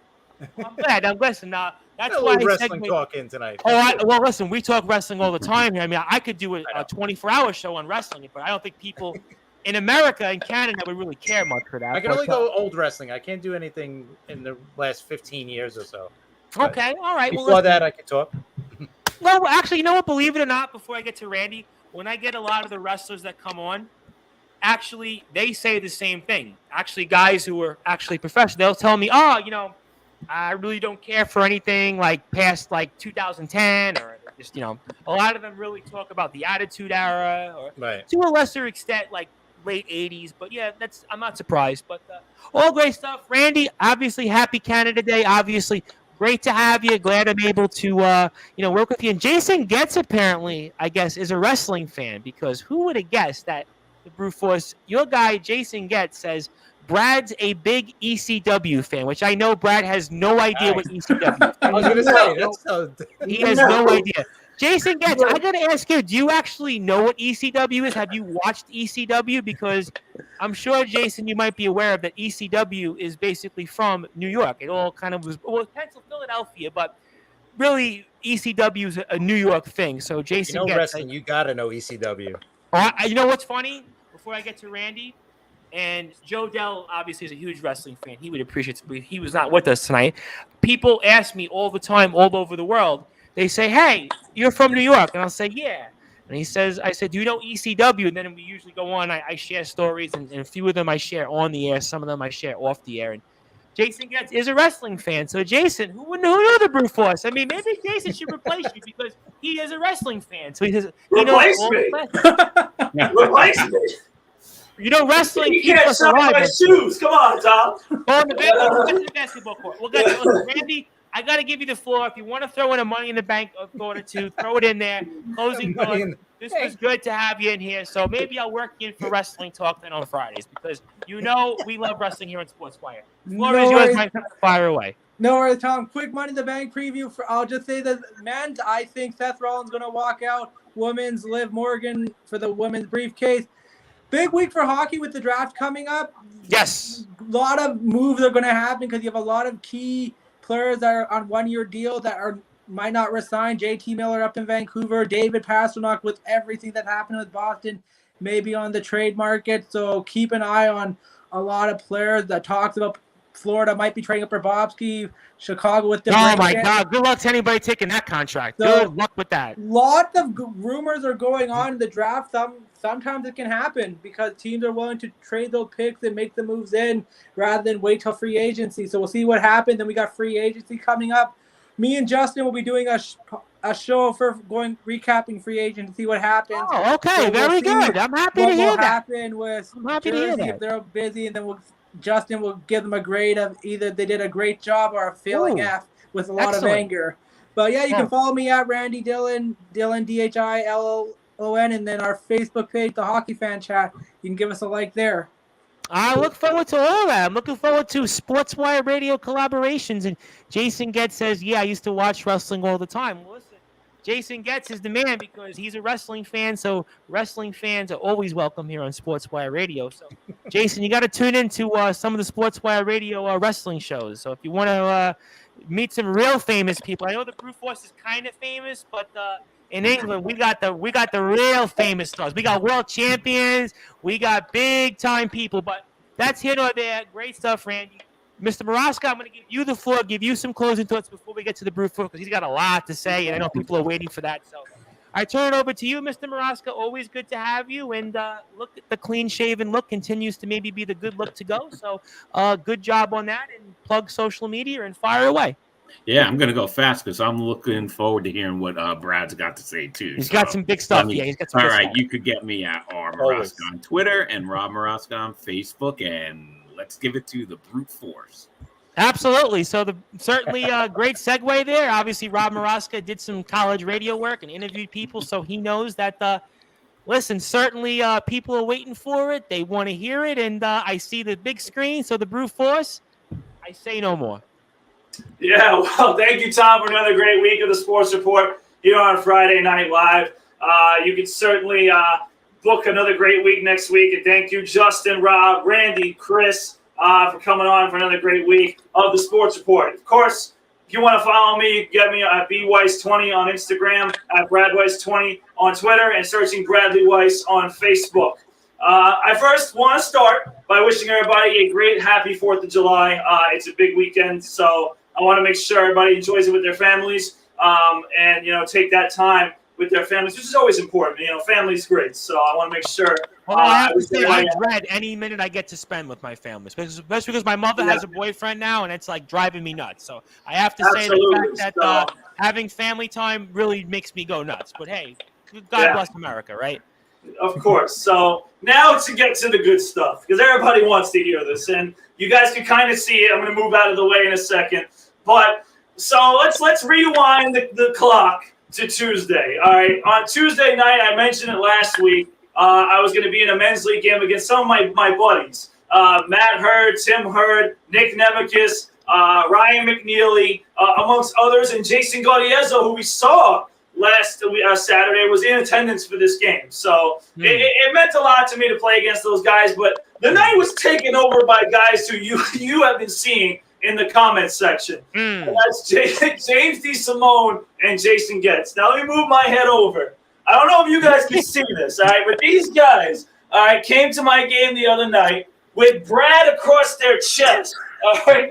Doing on me and shirts All right, I'm me with that number on the back. All right, and you guys can see it. They did a nice job. Well, has anybody done that for you before? I mean, has anybody done that at SJC? Has anybody done that? I will say I've had some really good fans. I've had some very good support, but I don't know if I've ever gotten my name. Something tells me Chris Niblock wasn't doing that when he was watching you and his brother Doug. Something tells me that wasn't happening. So this was honestly pretty awesome. I want to thank James, Jason, as well as their friends, from Clark and one who goes to Chaminade, for coming out and supporting me. Even though I told them before the game, because I knew they were coming. I told them, don't do anything crazy, all right? Just come and enjoy the game. But, of course, they had to take it to the next level. And they were definitely the entertainment for everyone that was in the gym. Half the people had no idea who they were even rooting for. But then they figured out it was me. So they were cheering for me. They were also criticizing me, though, I will say. They were criticizing me. Every time I missed a layup, they were on me. So, but to get to the game itself, because I have to talk about it, I did have 18 points. We did have a big win. We won by 30 points, Tom Bryce, against those goals. I was reminded of that. Trust me. Yeah, so Coach Gaudiezzo was there, but I want to give a shout-out to the guys that deserve it, as I mentioned earlier. It was a pleasure and honor to play against Matt Hurd once again. It felt like practice all over again. I felt younger just playing against a guy who I practiced with. So I want to give them a shout-out. Matt Hurd, obviously the great founder and creator of LI Sound Basketball, great program he's running out in Suffolk County. So absolutely. I want to give that a shout out. And Matt, just listen, he was bickering at me all game. He was trying to get me to look at these guys when I was trying to just focus on the game. But he was having a bad day. That's why he was having a bad day. But Matty definitely, he hit me with a hard pump fake and scored on me once. But he had a great game. Timmy Hurd, who I had a guard, definitely gave me a little bit of a butt whipping a few times. But in the end, I got the win. So Timmy just told me the other day to make sure I don't go and say anything bad, on the show about the team, because obviously I got the win. But I'm not going to do that. I'm going to give them all the credit because they did play well. But we need them to do well for us later this season for SJC New York. So it's really not in our interest to go and badmouth the guys. No, so listen, I'm going to give them their flowers. They played well. Our team's just really, really good. So I give a shout out to Tim. Ryan McNeely, my guy, I want to give him a shout out as well. Both Timmy and Matt, Timmy and Ryan, I've had the pleasure of kind of having a little influence. I don't give myself any credit for them going to St. Joe's, but I did have an influence on them because I got to coach them in the elite clinic. So to see their growth, I mean, Ryan has literally gotten 10 pounds of muscle on him. He's grown. So Ryan's going to be something to be messed with next year in the Skyline. He's really going to be a great player, as well as Tim. And then, to give shout out as well to Nick Nemekis, my Plainview alum as well, also had a solid game. So again, those guys, it was fun competing against them. And, as much as I love competing against my former teammates and some of the guys who I know and obviously support. Yeah, it's weird because we speak about these guys so much. It's kind of like it's kind of weird in that sense. It reminds me. Yeah, it reminds me of like when I would work in politics and you'd speak about people and then all of a sudden it's like they're right there in front of you. It's like it's weird. It's like it's weird in a sense. Right. It definitely was. Weird. And also, by the way, I can't forget Tom Bell. Tom Bell was also on the team. Tom Bell's a big supporter of ours. Another great supporter. He had a solid game for us for St. Joe's. So all those guys, again, the reason why we give them a shout out is not only because they're great basketball players, not only because they're great people, but they also support our show. So absolutely, they're big supporters of us. And some of the guys have been supporting us since back when you were on the team. So like Matt Hurd, for example. Matt was with us 3 years ago when obviously we first started working with the program. So obviously, some of the guys that are still there, obviously some holdovers, when Kevin O'Halloran was there, obviously I know he wasn't there playing, but these guys, they listen to us. Trust me. I see my Instagram stories all the time. The guys, we don't want to badmouth anybody because they're supporters. That's my mentality. We don't want to do that. So listen, I got my bragging out, my 18 points to win, but in the end, I love those guys. They mean a lot to me. And to top it all off, Tom Bryce, with Jason Gaudiezzo and with everybody else here, they're looking forward. Did he ask you if you have any more eligibility left? No, they actually asked Jesse Winter if he had eligibility left. Well, Jesse Winter, I could see. Jesse's, an all-time great at Cortland. But, but for me, they were just more or less asking if, to Jason Getz, they were just messing with me about my defense and all these different things. But listen, I want to thank all of them. They're major supporters and they're great guys. And I can't wait to see them again soon because, Tom Brace, they want to see you. So they want to see you. They want you to come out and meet them. Not the All-American Burger. Seriously. Please, not the All-American. No, we're going to find, an Italian spot, or potentially a Mets game. Or potentially another opportunity, which I'm going to mention in a few minutes. But I want to also, one more time, thanks James DeSimone and Jason Getz. As much as I hate them and all these dumb comments they have on the bottom, and as much as they drive me nuts, I do love these guys. They really support me. And listen, like you said, Tom, this is one of the best supporting acts I've ever gotten, So I don't think I've seen that before. We took a great picture. They didn't do that for Doug Levy at John Jay. They didn't do that for Jason Brower. They certainly didn't. I don't think they did that for Ryan Terrell at Yeshiva this past year. I definitely don't think they did it for him. No, this is definitely something special. They supposedly did it all in a Walmart parking lot before the game. So shout out to them. Thank you for the support, and a thank you for your support of us here on Sportswire Radio. It definitely means a lot to all of us. So to put that all into context, it was a great week. I also played Wednesday night with Coach Billy Heenan, who was on fire, and we also got a 30-point win with Coach Heenan and Coach McSloy. Unfortunately, Coach McSloy was under the weather, so he wasn't able to play. But he's still a dear friend to us and supports our show as well. So we'll continue to talk about that team as well. So again, all great things this week. And the last thing I'll say, which is getting to the point I just had, was that I want to give a shout out to one of the hottest teams in New York that no one's going to talk about, even though they lost. I know where you're going with this. I know where you're going. Even though they lost the other night, the New York Liberty, ladies and gentlemen, the New York Liberty. The team that plays in the Barclays Center, the women's professional team, the WNBA, has been one of the hottest teams in New York. They also have some injuries on the roster, but they're making a playoff push. And that as a supporter of women's basketball, whether it's through the Liberty, whether it's through Kelly Dempsey and her great making waves for women's basketball, I'm a big supporter of the women's game. So I will make a trip to the Barclays Center in July to watch the Liberty play. So that's another opportunity for anyone who is interested in joining us for that. So certainly, I might be interested in that. Certainly, I've said a lot. I'm thankful for all the great supporters through Sportswire Radio, whether I know you or whether you're across the world. I want to thank you guys for supporting. And again, let the better days of New York basketball and New York football just please change sometime soon, because it's just depressing.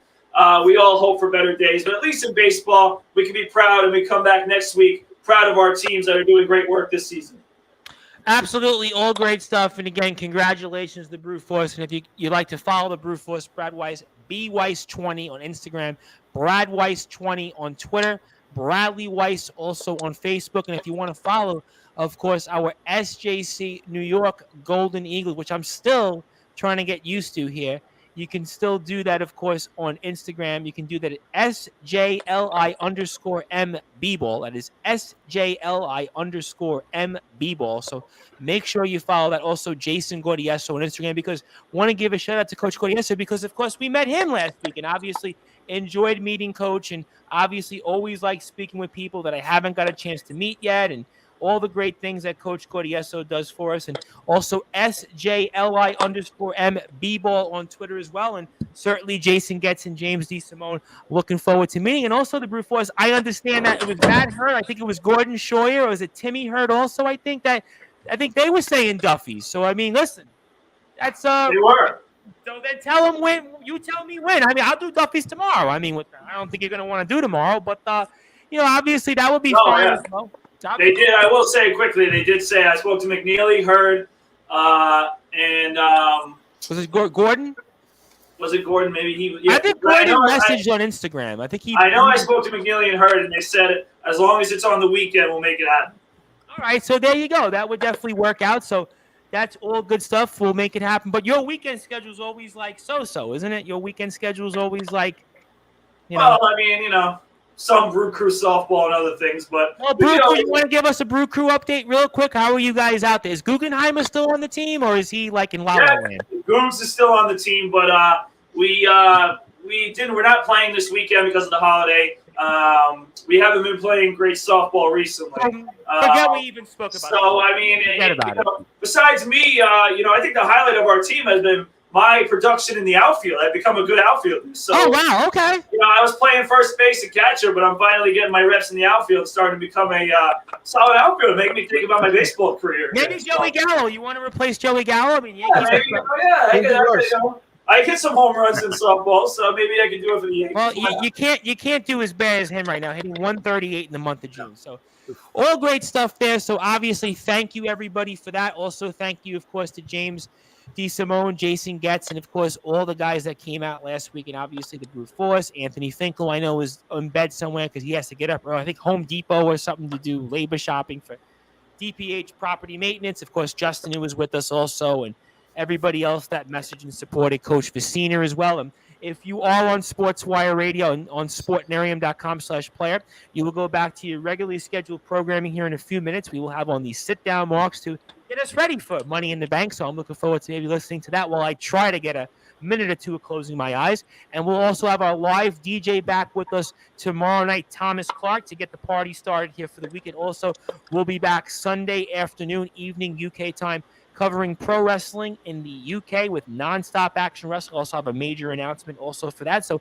it'll be a very busy week here. And we were joined on Sportswire Radio tonight by Rob Morosco, our longest tenured analyst, Randy Dillon, host of the Hockey Fan Chat, Chris Pizzea, also of the Talking Rivals and the Liftoff Jets, Justin Gianelli of the Baseball Banter, and, of course, the big man in Plainview, the big man, some might say, on campus. That is the Brute Force Brad Weiss. Of course, the legendary SJC New York Golden Eagle, also a member of the LI Brew Crew for what that's worth, the Long Island Nets, Level Up Basketball, also Plainview JFK, Hawks Boys JV team. I also want to thank everybody that is tuning in, like Anthony Fink. I know John Gonzalez message. If you're wondering where John Gonzalez is, he's working tonight, so he'll be back with us next week. Carlos Ortoro Chavez, I want to thank. Also, Desmond Johnson of Tobacco Road Sports Radio for sometimes playing us. I know we've been preempted a couple of different times, but that's okay. And also want to thank everybody for all of their support. I know we'll be back also again next week with Chris Urban, pro wrestling star, a bunch of different people in the works. Coach Guardieso, I know, is going to come back. We'll have to work on a date and time because I don't have the time right now, but we'll figure it out in the next week or so. But in the meantime, happy 4th. God bless America. God bless also Canada as well. Happy Canada Day. Certainly want to make sure we acknowledge all of our great people up north because we have some shows here on Sportswire Radio from Canada, like the Wrestling with the Truth podcast, BC Hunter, the Nightmare Jay Myers, the NWO Machine, he's a stand-up comedian, but he's actually friends with the likes of the late Scott Hall and Hulk Hogan. He knew, so he's actually an interesting guy. But that's here nor there. We are late, but thank you, everybody, here on Sportswire Radio. Good night.